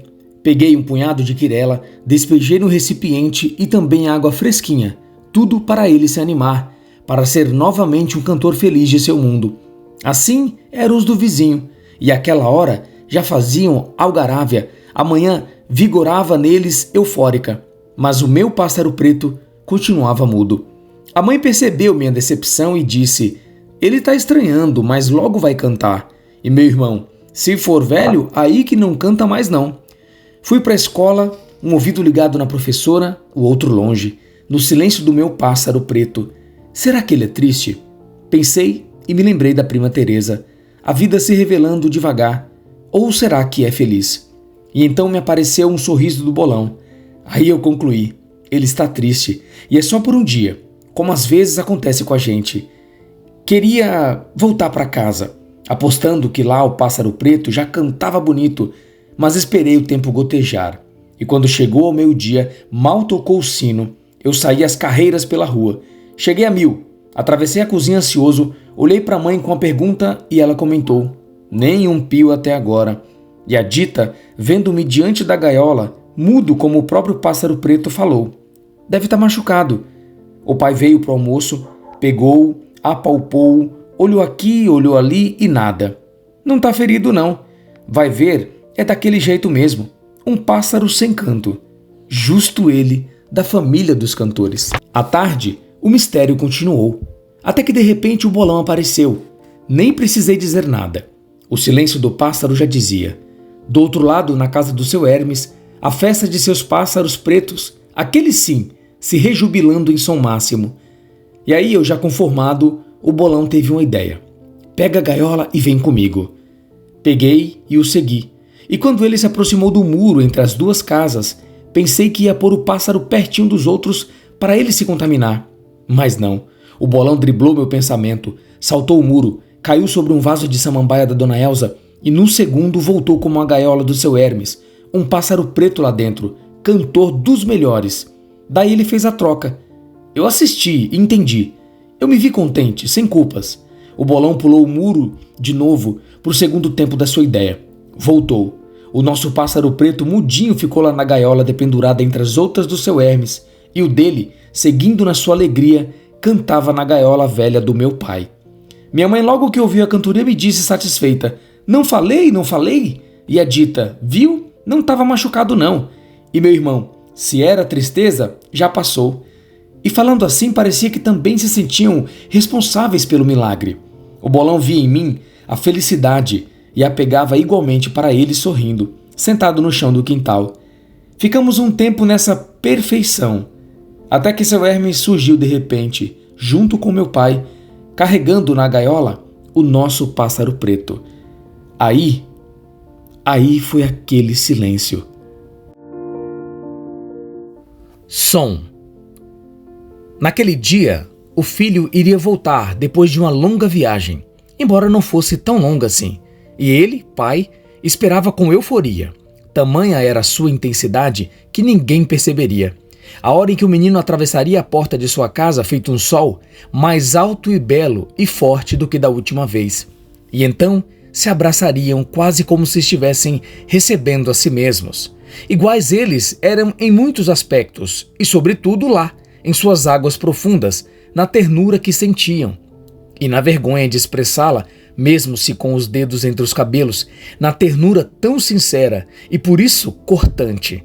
Como não viviam juntos, era o menino e a mãe a semana toda, restavam ao pai apenas aos sábados e aos domingos. No dia a dia, ele sentia saudade e ela só serenava quando se reviam. O tempo de convivência, apesar de curto, era tão feliz que até lhe doía. Mas antes mesmo de levar o filho de volta à casa da mãe nas tardes de domingo, a saudade já voltava, reinstalando-se no seu canto, como uma cicatriz à mostra. Naquele dia, o menino retornava de sua mais longa viagem, o mês inteiro fora da cidade. Sentia-se todo vazio, pronto para se transbordar do filho e faminto para comer avidamente a sua presença. A hora, enfim, chegara. Depois de muitos dias se despejarem em outros, misturando memórias frescas com antigas, no ritmo natural das coisas vivas, tão natural que ocultava a certeza de que, a qualquer hora, poderia cessar subitamente. Tanto que, ao ver o filho à porta do apartamento, seu coração começou a bater macio, como se enganasse o perigo que o impedia de se afogar naquela felicidade. O mundo lhe parecia simples, os reencontros possíveis. Nem se dava conta do milagre que o universo produzia para acontecer entre um homem e seu filho, uns atos banais. Mas se reconhecera aquele que à sua frente aparecia. Alguns traços eram idênticos aos seus, outros menos aparentes da mãe. Surpreendeu-se ao flagrar no menino nitidamente o homem que nele se pronunciava, e tal foi o seu espanto. Talvez por estar habituado a ver nos homens o menino que continham, assim como via em si, sempre o garoto que fora um dia, que o filho percebeu e perguntou: "O que foi, pai?" E ele, de volta ao agora, respondeu: nada. E então os dois se abraçaram timidamente, o amor maior do que esse enlace. Naquele dia, ele queria que o menino soubesse, como se fosse capaz de entender que, abaixo das palavras ditas, há sempre outras silenciadas que as desmentem, o quanto estava grato pelo seu retorno, e por isso só lhe ocorreu perguntar como tinham sido aquelas férias, o que ele havia feito de mais divertido, o que vira de bonito no sítio do avô, dizendo com as palavras de cima o que desejava que dissessem as de baixo. E o menino, também contente por estar de volta, por ter o pai que tinha e o ter àquela hora ali, à mão, foi respondendo. Foram ótimas. O banho de lama, os passarinhos, aprendendo sem notar de imediato que ele fazia o mesmo. Deixava nas palavras de baixo o que sentia e nas de cima o que o pai queria ouvir. E de cavalo você andou? Andei. Nadou na represa? Só uma vez. O seu avô tá bem? Está. E nesse vai de perguntas e vem de respostas, foram reacomodando o filho no filho dentro do pai, o pai no pai dentro do filho, até que se coincidissem, para em seguida, habituados à mudança, cumplicidade, fossem fazer as coisas menores. O menino a levar a mochila para o quarto, o pai a colocar na mesinha uns petiscos, enquanto as coisas maiores eram feitas, imperceptivelmente, no vão delas. Aquele dia, que antes era uma promessa, agora fabricava a realidade no pai.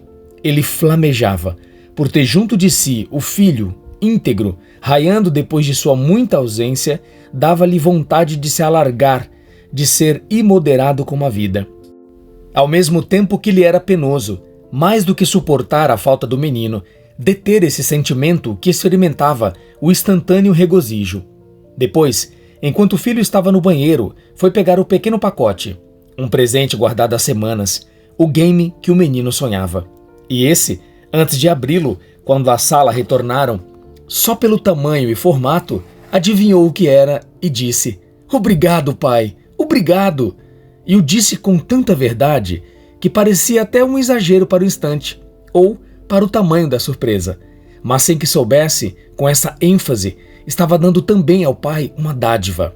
Estava se dando a ele. E era só o que o homem precisava, e tudo o que o menino podia dar. Sentaram-se no sofá, diante da mesinha, e continuaram a conversar, revezando-se em servir do pão, do queijo, da azeitona. Os dois apreciavam essa hora de partilhar a refeição. Quando frente a frente comiam e falavam de si e do mundo, mais fácil era disfarçar a outra fome, e mais leve se tornava o peso de certos assuntos. Quando começam as aulas? Segunda-feira. E a sua mãe? Ela tá bem. Enquanto se adaptavam esse à companhia daquele, vieram outros assuntos gerais, ou só dos dois, e pela comunhão que urdiam com as palavras, foram se deixando ser quem de fato eram, pai e filho, de volta um para o outro, esquecidos de que um dia não estariam mais ali, de que não seriam, no minuto seguinte, os mesmos de agora. Depois de algum tempo, as vozes se alternando com o silêncio tão juntos estavam que podiam se dispersar, e assim fizeram. O filho ligou a TV, o pai foi jogar o lixo lá fora, e ao retornar e ver o menino espichado no sofá, assistindo a um jogo de futebol, alegrou-se quietamente. O filho não agia mais como visita. A casa do pai era também a casa dele. Outros atos vieram lhe chamar a vida. Cada um abastecido do outro, já podia fazer, sem culpa, na sua aparente solidão, o que o momento lhe pedia. Tomar banho, o menino. Ler a bula de um remédio, o pai. Ir à sacada, o menino. Pagar as contas pela internet, o pai. Escolher um filme para ver, os dois, lado a lado, os olhos sobrevoando a página do jornal. Naquele dia, o sol, fiel à sua agenda, se foi. Da cidade quase sem pássaros, quando a lua crescente apontava no céu, para que eles fizessem outras coisas, igualmente esquecíveis, como são quase todas, mas que eram então as suas preferidas. Pai e filho, misturando as vidas, as palavras de baixo ocupando o lugar das de cima. Continuaram realizando sob o mesmo teto seus pequenos feitos, juntos ou individualmente, até que a noite chegou e depois de comerem pizza, de assistirem ao filme escolhido e comentarem os fatos no intervalo comercial, eles não tinham mais o que fazer. se não dar corda ao sono. Então foram se deitar. Durma bem, filho. Até amanhã, pai. De olhos fechados, no escuro, o homem ficou pensando em seu menino. Estava tão perto, no quarto ao lado, podia ouvir o som suave da sua respiração. Sentia o filho aceso dentro de sua vida, mas sem saber por quê. A saudade continuava crescendo nele, crescendo como a lua lá fora.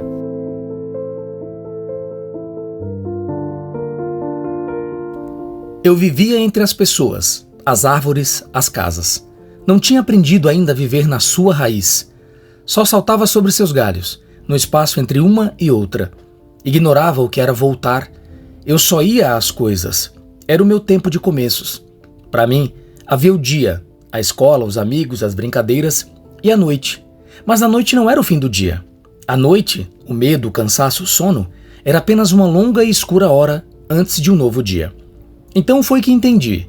E mais do que entender, eu senti o que era partir quando num sábado fui com meu pai, 5 horas de viagem, visitar o tio Zezo. Um dia antes, quando jantávamos, o telefone tocou. Apesar de ser o som de sempre, havia urgência em seu toque. E o pai, depois de atender, amarrado num grosso silêncio, voltou à mesa e disse para a mamãe: "As coisas não estão bem por lá." E mamãe perguntou: "Ele piorou?" O pai não respondeu. Ficou olhando pela janela à noite lá fora, e eu lembrando que o tio andava doente. Permaneci quieto, como se ao fazer qualquer movimento pudesse prejudicá-lo ainda mais. Eu queria ver o tio rindo de novo, fazendo churrasco igual nos tempos em que ele morava na nossa rua e a felicidade flutuava em mim, sem que eu percebesse o quanto o mundo o ameaçava. O pai parou de comer. A notícia não lhe caíra bem. E disse para a mãe: "Eu vou até lá amanhã." E ela concordou: "Vai sim. A Maria vai precisar de ajuda." E o pai: "Não há muito o que fazer." E a mãe: "Nessas horas, estar perto já ajuda." E o pai: "É verdade." E cruzando os talheres, perguntou para o meu irmão: "Você vai comigo?" "Não posso, tenho prova." E para mim: "E você, pode?" "Posso." E o pai, erguendo-se com o prato na mão, disse: "Vamos sair bem cedo." E daquele jeito estava dizendo: "Vai dormir logo." E era tudo o que eu queria: chegar rápido ao outro dia. Demorei para dormir. Eu me enchia de cenas de outras viagens, imaginando os carros e caminhões deslizando pela rodovia, a paisagem verde se alternando, lavouras e pastos, o céu imenso e azul, as pequenas cidades à margem da estrada, até chegarmos àquela onde o tio Zezo morava, e meu coração se atiçava com o futuro que eu construía na névoa entre a vigília e o sono. Eu experimentava ansioso, o que não era a vida ainda. Na sua certeza, só a promessa. O desejo que eu iria depois conferir diante dos fatos, e que era sempre diferente, às vezes superior ao que eu sonhara. Tanto era o meu querer que num instante estávamos no dia seguinte, e eu e meu pai, depois de tomar café, o que a mãe havia preparado, já nos despedíamos e, abrindo a porta da Kombi, cada um de seu lado, fomos entrando na realidade que nos cabia.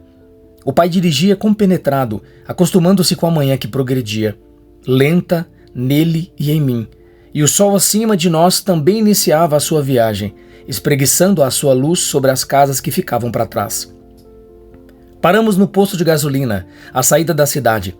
Abastecemos e pegamos a rodovia que se espraiava pelos campos, já povoada por uns veículos sonolentos.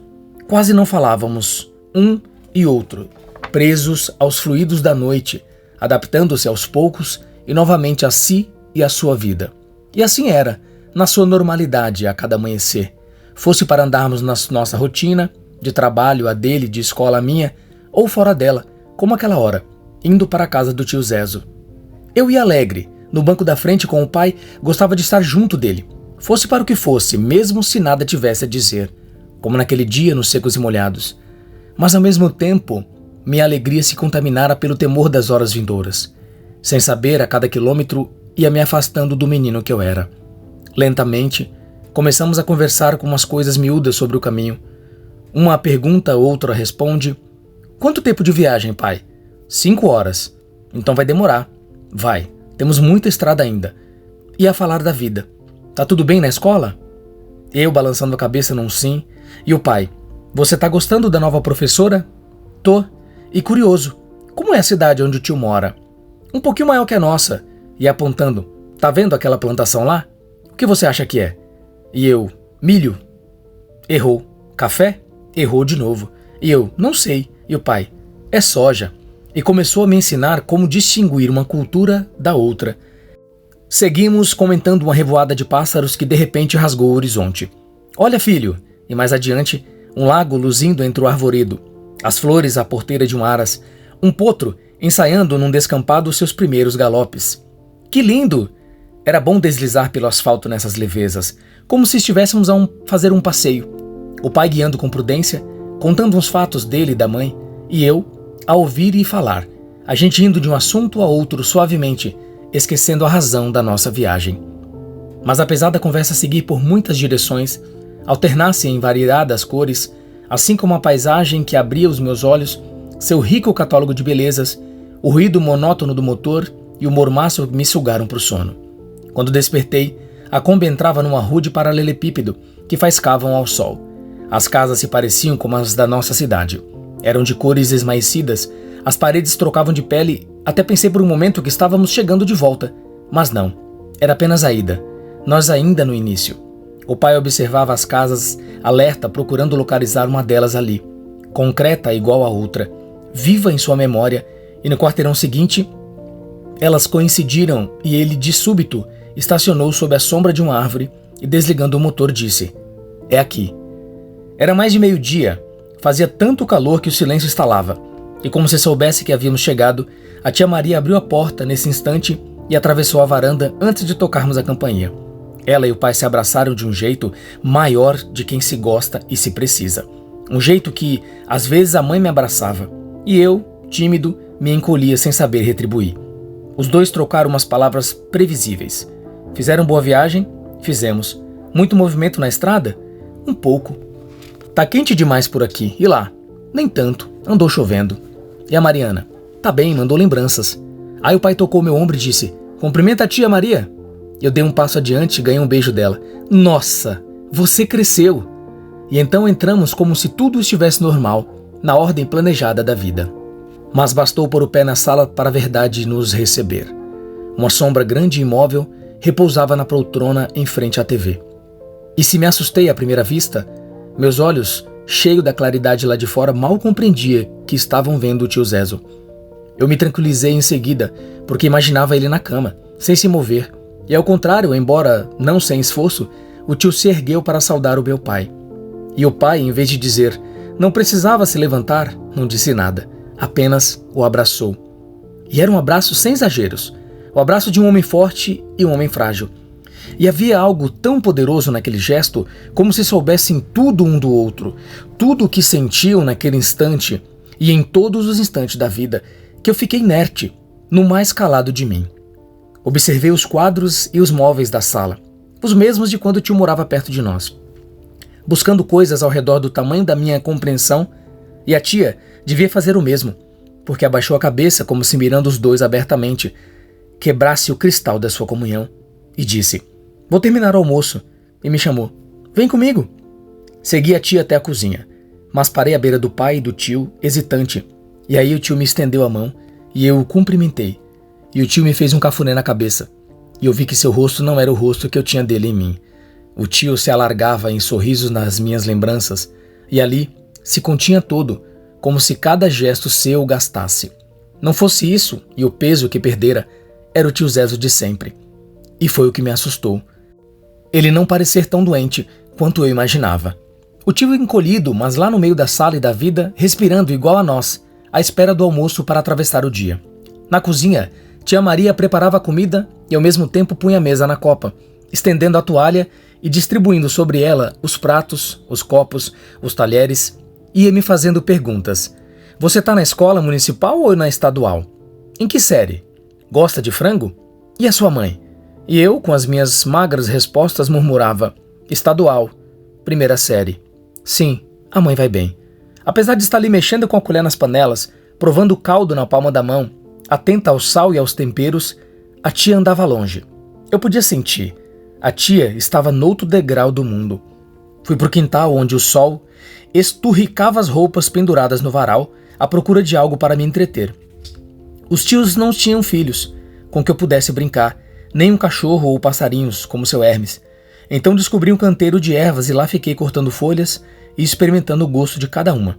A hortelã, o alecrim, a erva cidreira, entregue a uma natureza suave, até que ouvi a tia chamar. Vem, vem lavar a mão! Ela emoldurava na porta dos fundos. O almoço está pronto. O pai se sentou perto do tio, quase a lhe estorvar com o garfo e a faca, informando assim com seu corpo o quanto queria estar junto do irmão. E o tio, à cabeceira da mesa, aceitou aquela sólida proximidade e começou a comer vagarosamente. Para minha surpresa, eles se puseram a falar dos negócios do pai. Começo de ano é assim, ninguém tem dinheiro. Da vida que se vivia naquela cidade, com suas ruas sujas de terra vermelha e bagaço de cana. É a safra, não tem jeito, do calor que vinha fazendo. Parece que vai chover. É bom mesmo para refrescar um pouco. E aí o tio brincou comigo e perguntou se eu tinha namorada. Eu pensei na prima Teresa, mas respondi, não, com a cabeça. E ele então, arranja uma logo, e riu. E o pai veio em meu socorro. A hora dele vai chegar. E o tio, e o futebol? Você ainda joga no gol? E eu, não, agora eu treino salto em altura. E para mim era um mistério que falassem o que falavam na mesa. O que mais podiam falar? A vida era o inesperado, o que vinha vindo de fora e acima da minha percepção. Mas logo chegaria a hora alta, e eu temia ser incapaz de ultrapassá-la como sarrafo no salto em altura. Depois tio Zezo foi se deitar. O pai e a tia Maria passaram um longo tempo na varanda conversando, a porta da casa aberta, eu na sala assistindo a TV com o som baixinho para não incomodar o tio. Vi que o céu escurecia devagar, as nuvens prestes a explodir em torrentes de água, e vi a tia tapar o rosto com as mãos, seu corpo a tremer num sobe e desce acelerado, e vi quando ela o descobriu e seus olhos garoavam, e o pai lhe dizia alguma coisa, mas eu não podia ouvir porque trovejava e a chuva enfim chegava com força. Os dois entraram apressados. A tia Maria correu para fechar as janelas, o pai foi direto ao quarto do tio. Mas como era verão, a chuva logo se encolheu. Fechou-se igual a um zíper e se guardou no céu para mais tarde sair outra vez. Eu continuei no meu canto, vendo a pantera cor-de-rosa sem o que fazer com meu mínimo saber das coisas. Logo o tio Zezo reapareceu, seguido pelo pai e pela tia. Sentou-se na sua cadeira, parecia bem disposto, como se o sono tivesse injetado nele vitalidade, trazendo para mim aquele tio que eu conhecia e amava. E quando parecia que tudo era o que sempre fora, o pai e o tio conversavam distraidamente sobre as coisas da vida, sem nenhuma urgência, e a tia andava de lá para cá, trazendo algo para que eles bebessem, quando eu já nem lembrava mais porque tínhamos viajado até ali. Nesse instante, de repente, como se esbarrasse no interruptor da realidade e a ligasse. O tio me olhou e eu vi tudo aquilo em seu olhar. Então disfarcei e saí para a varanda. De lá, pude perceber as sombras da noite a cobrir a cidade e senti subindo, devagar, do fundo de mim, o maior entendimento. Recomeço. Agora ele vivia entre edifícios, muros e ruas formigadas de carros.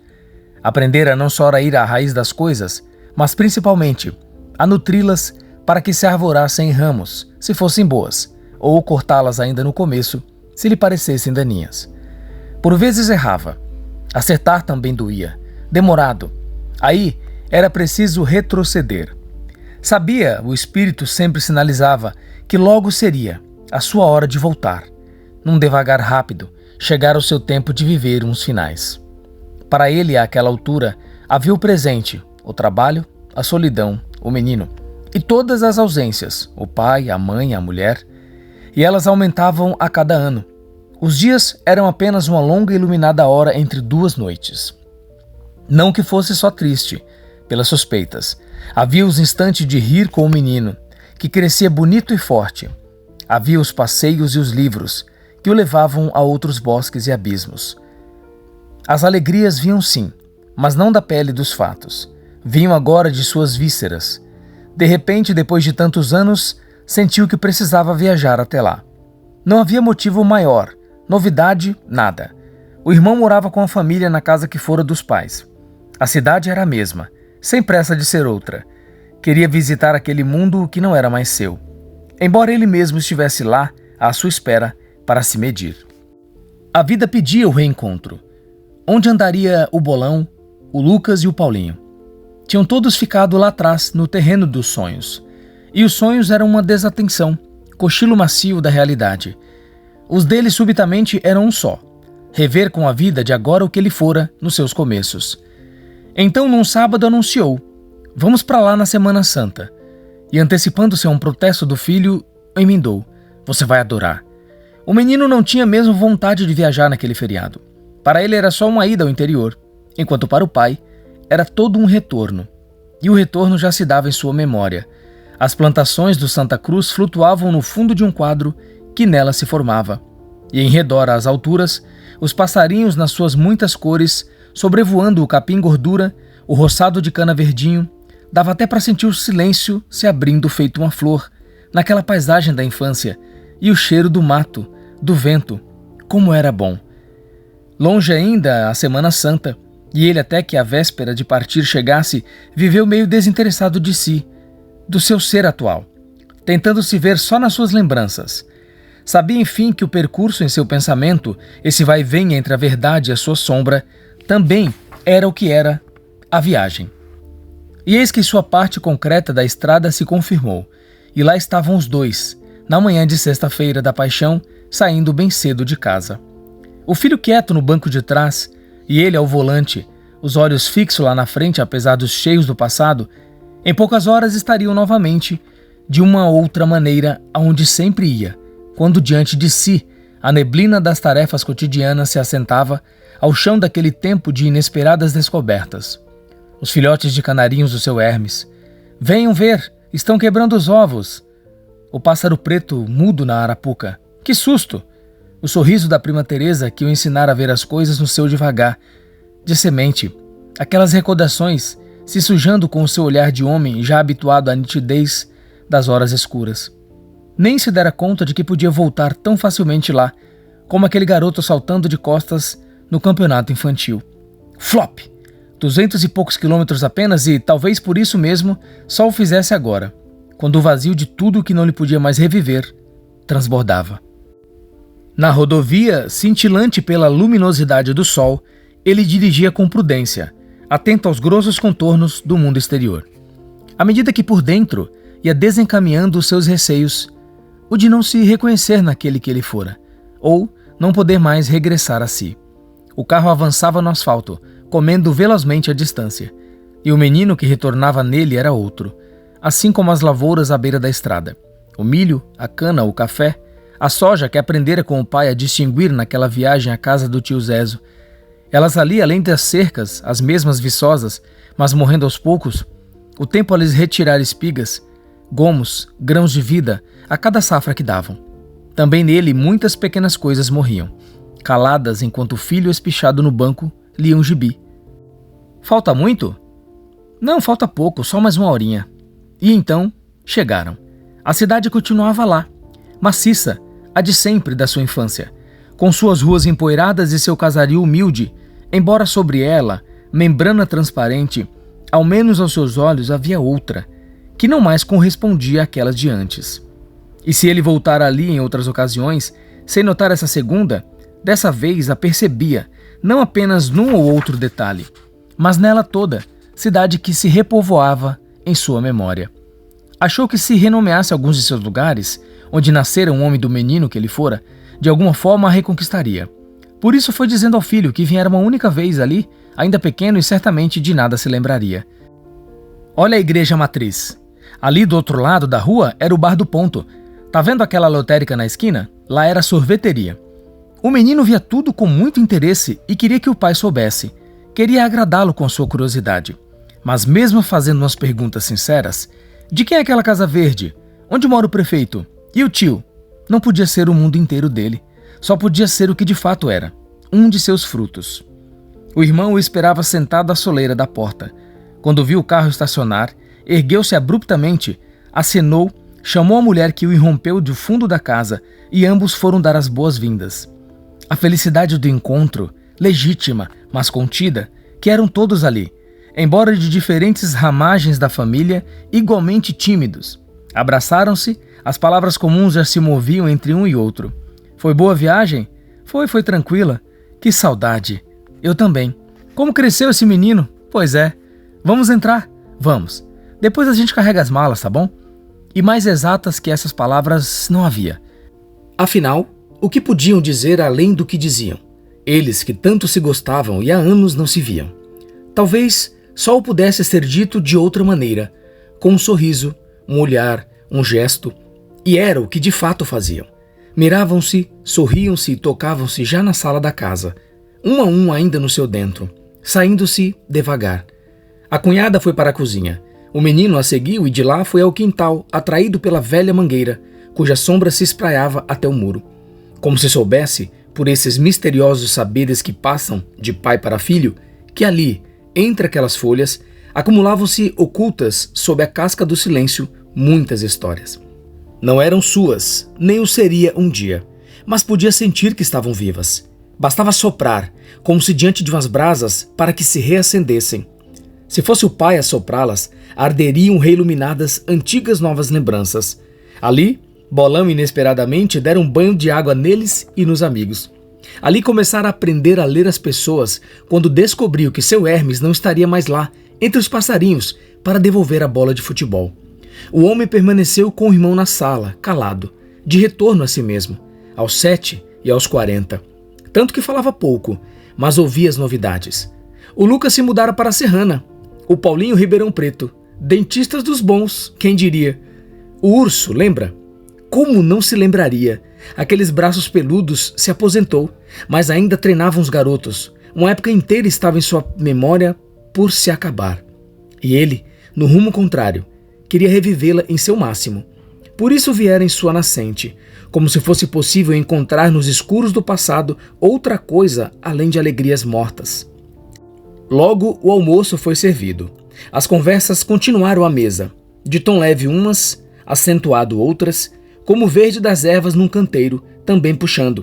Esse mais, aquele menos, o interesse de cada um para colhê-las no ato, ou mais tarde. E ao lado do filho, que à vontade pegava batata frita com a mão, ele ruminava disfarçadamente a sua inquietude. Ninguém a percebia. Seu rosto seguia o mesmo, não a historiava. Embora no vão entre suas palavras, lá ele se escondia, a voz vigorosa da certeza. Certeza de que um dia saía, quebradiço, do molde que ele imaginara perfeito para conformá-lo. A realidade, como uma lava, vazava, espessa e rija, petrificando suas lembranças. A vida era o que era, e ele cada vez mais longe de sua fonte, mesmo se de volta a ela, como agora, tudo no caminho é para ficar lá atrás. As pessoas carregam só aquilo que deixam de ser. O presente é feito de todas as ausências. Fim da refeição. A cunhada retornou à cozinha. O irmão foi fazer a cesta. Você não quer tirar uma soneca? E ele, agora não. Acho que vou dar um giro por aí. Pensou em chamar o filho, mas o menino retornara ao quintal ensolarado. Já subia na mangueira. Tanto melhor que conhecesse por si mesmo, sem guia, o mundo dos mais velhos. Assim, ele, pai, poderia andar e ficar consigo plenamente. Precisava tirar os véus de seu pensamento, ver se debaixo deles reencontraria sua velha infância. Caminhou vagarosamente até a praça, como se sobre as águas andando distraído pela calçada empoeirada, mais dentro de si do que fora, com seus anos todos em cada um de seus passos. Reconhecia a igreja matriz adiante, a rua 15 à esquerda, a casa da esquina onde antes era o bar do ponto. Tudo ali havia perdido a cor, a luz, os contornos vivos. A cidade que lá estava era a mesma, mas a outra, a sua, a cidade que se enraizara nele, essa se apagava aos seus olhos como um glaucoma sob a camada fria da atual. E essa continuava sendo casas, ruas e árvores à espera de que as pessoas passassem por elas. Depois deixou-se ir sem rota prévia, sob o sol forte do início da tarde, meio no ar, meio preso ao chão, numa mistura de passeio e via crucis, desejando que os pés, como raízes acima da terra, o conduzisse aonde ele, menino ontem, o aguardava. E os pés o levaram à escola, cujo prédio, embora com a mesma fachada de antes, já se revelava outro. Parou diante do portão e observou a janela das salas da aula. O pátio onde conhecera a generosidade de Bolão, o cercado de areia onde treinava salto em altura. Na escadaria, umas folhas secas ao vento, era o que havia. O passado se recolhia em concha. Ele, agora, só reencontrava bordas. O recheio das coisas se perdera. E afinal, O que ele desejava? Reviver? Mas tudo. Adianta não admitir? Tudo é um viver único, de uma só vez, sem repetição. Então morriam nele, uma a uma, aquelas lembranças, justamente ali onde haviam nascido. Eram todas as suas histórias. O que lhe restava além das duas mãos, uma riqueza por tantos anos acumulada e que agora evaporava à luz da sua consciência. Aquele passeio pela cidade era uma hora final, mas também de reinício. Dali em diante, ele se saindo da placenta úmida, um novo, velho menino. Continuou a esmo, indo aonde as pernas o levavam, como se tivessem vontade própria para uma rua aqui, outra lá, ambas conhecidas, mas também com seus inevitáveis ajustes do tempo. O vão novo entre umas casas, a membrana do asfalto sob os paralelepípedos, os secos e molhados que não existia, o posto de gasolina na saída da cidade onde o pai abastecia a Kombi. E quando deu por si, estava quase no Santa Cruz, em frente à paisagem imóvel, encimada pela cúpula do céu, as plantações verdes, em silêncio. Psiu. Ele e o bolão escondidos entre as touceiras, à espera dos pássaros se degalharem das árvores. Podia até ouvir seu coração se debatendo. A vida vicejava em tudo ali, oculta na tarde que envelhecia sob o sol. Pegamos, pegamos! O pássaro preto preso na arapuca, um instante livre para sempre de outros instantes esquecidos. O vento soprou em seu rosto e o encorajou. Virou-se e se deixou levar por um caminho que o conduzira à casa do amigo. Bolão, bolão. Será que ele também, nesses anos todos, quantas coisas não teria vivido? Será que ele sentia aquelas inquietações margeando, molhando seu presente? A força da infância a fluir, rumorosa e gorgolejante, como uma queda d'água em seu pensamento? Não sabia nem de si. Queria por vezes ser um outro para se ver de fora, assistir-se nas suas ações. Ele, que era seus muitos erros, como ter certeza então de que para o amigo as aventuras estavam ainda na validade, que podia apanhá-las com as mãos no raso da memória? Será que poderia soltá-las também, agora como pipas no ar? Cada um, com o novelo de linha da sua história, tentava certamente lhe dar horizonte, empiná-la, elevar-se.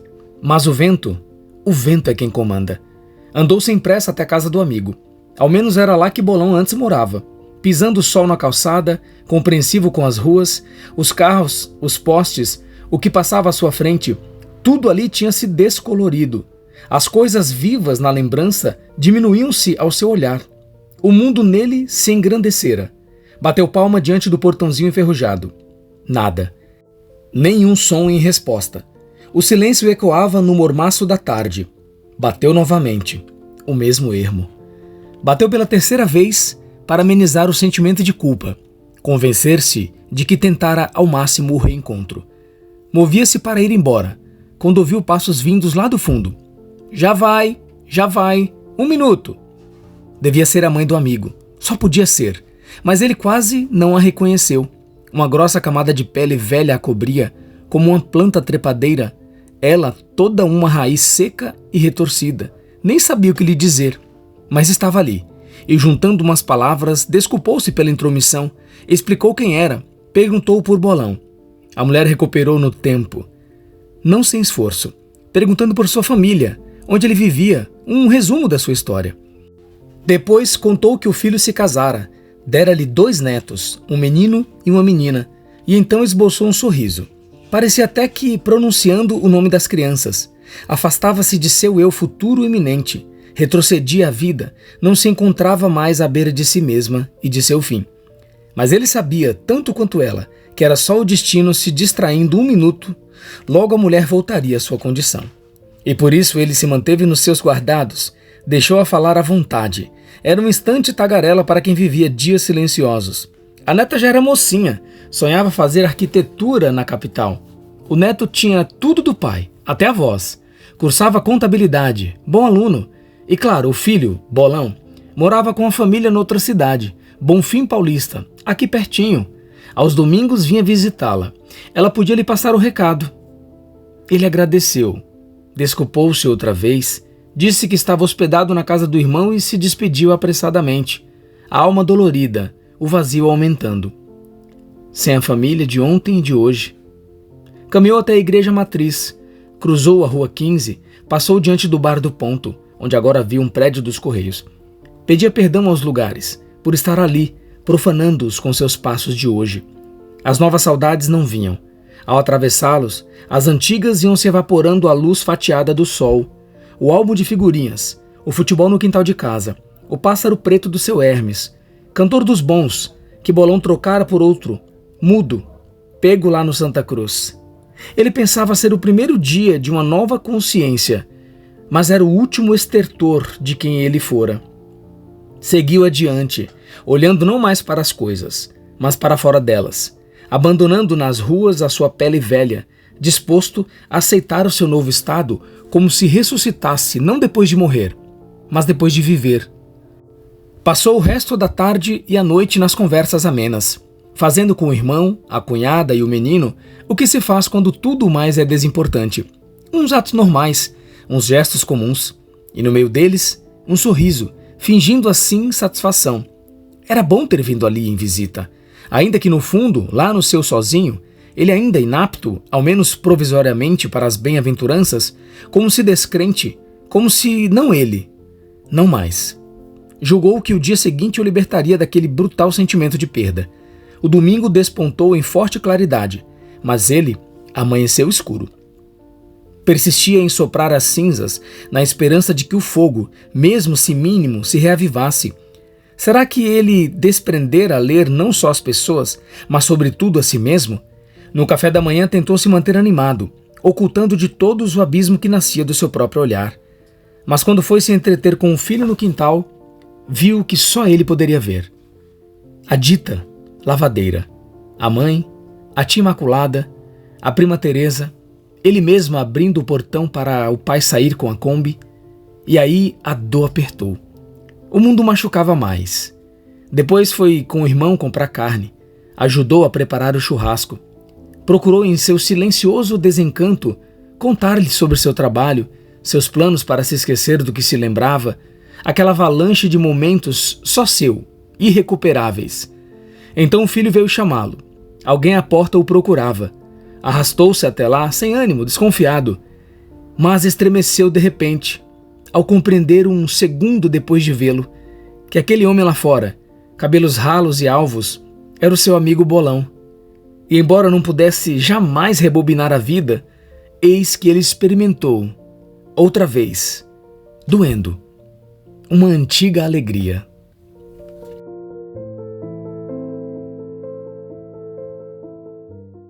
Sobre o autor. João Manzanello Carrascosa nasceu em Cravinhos. É autor dos livros Caderno de um Ausente, Diário das Coincidências, O Volume do Silêncio, Aquela Água Toda, entre outros. Suas histórias foram traduzidas para diversos idiomas. Recebeu os prêmios Jabuti APCA, Associação Paulista dos Críticos de Arte, Fundação Nacional do Livro Infantil e Juvenil, Fundação Biblioteca Nacional e os internacionais Guimarães Rosa e White Ravens. Notas sobre o leitor. Valdir Santos, conhecido como Dil Santos. Estou fazendo algumas leituras de alguns livros que eu acho interessante e gostaria que você compartilhasse com as pessoas. Se fez sentido para você esse livro, se de alguma forma te tocou e te ajudou, compartilhe. Vamos levar mais leitura, vamos levar mais audiolivros para as pessoas e viver um pouco mais da literatura e de bons livros. Deus abençoe vocês.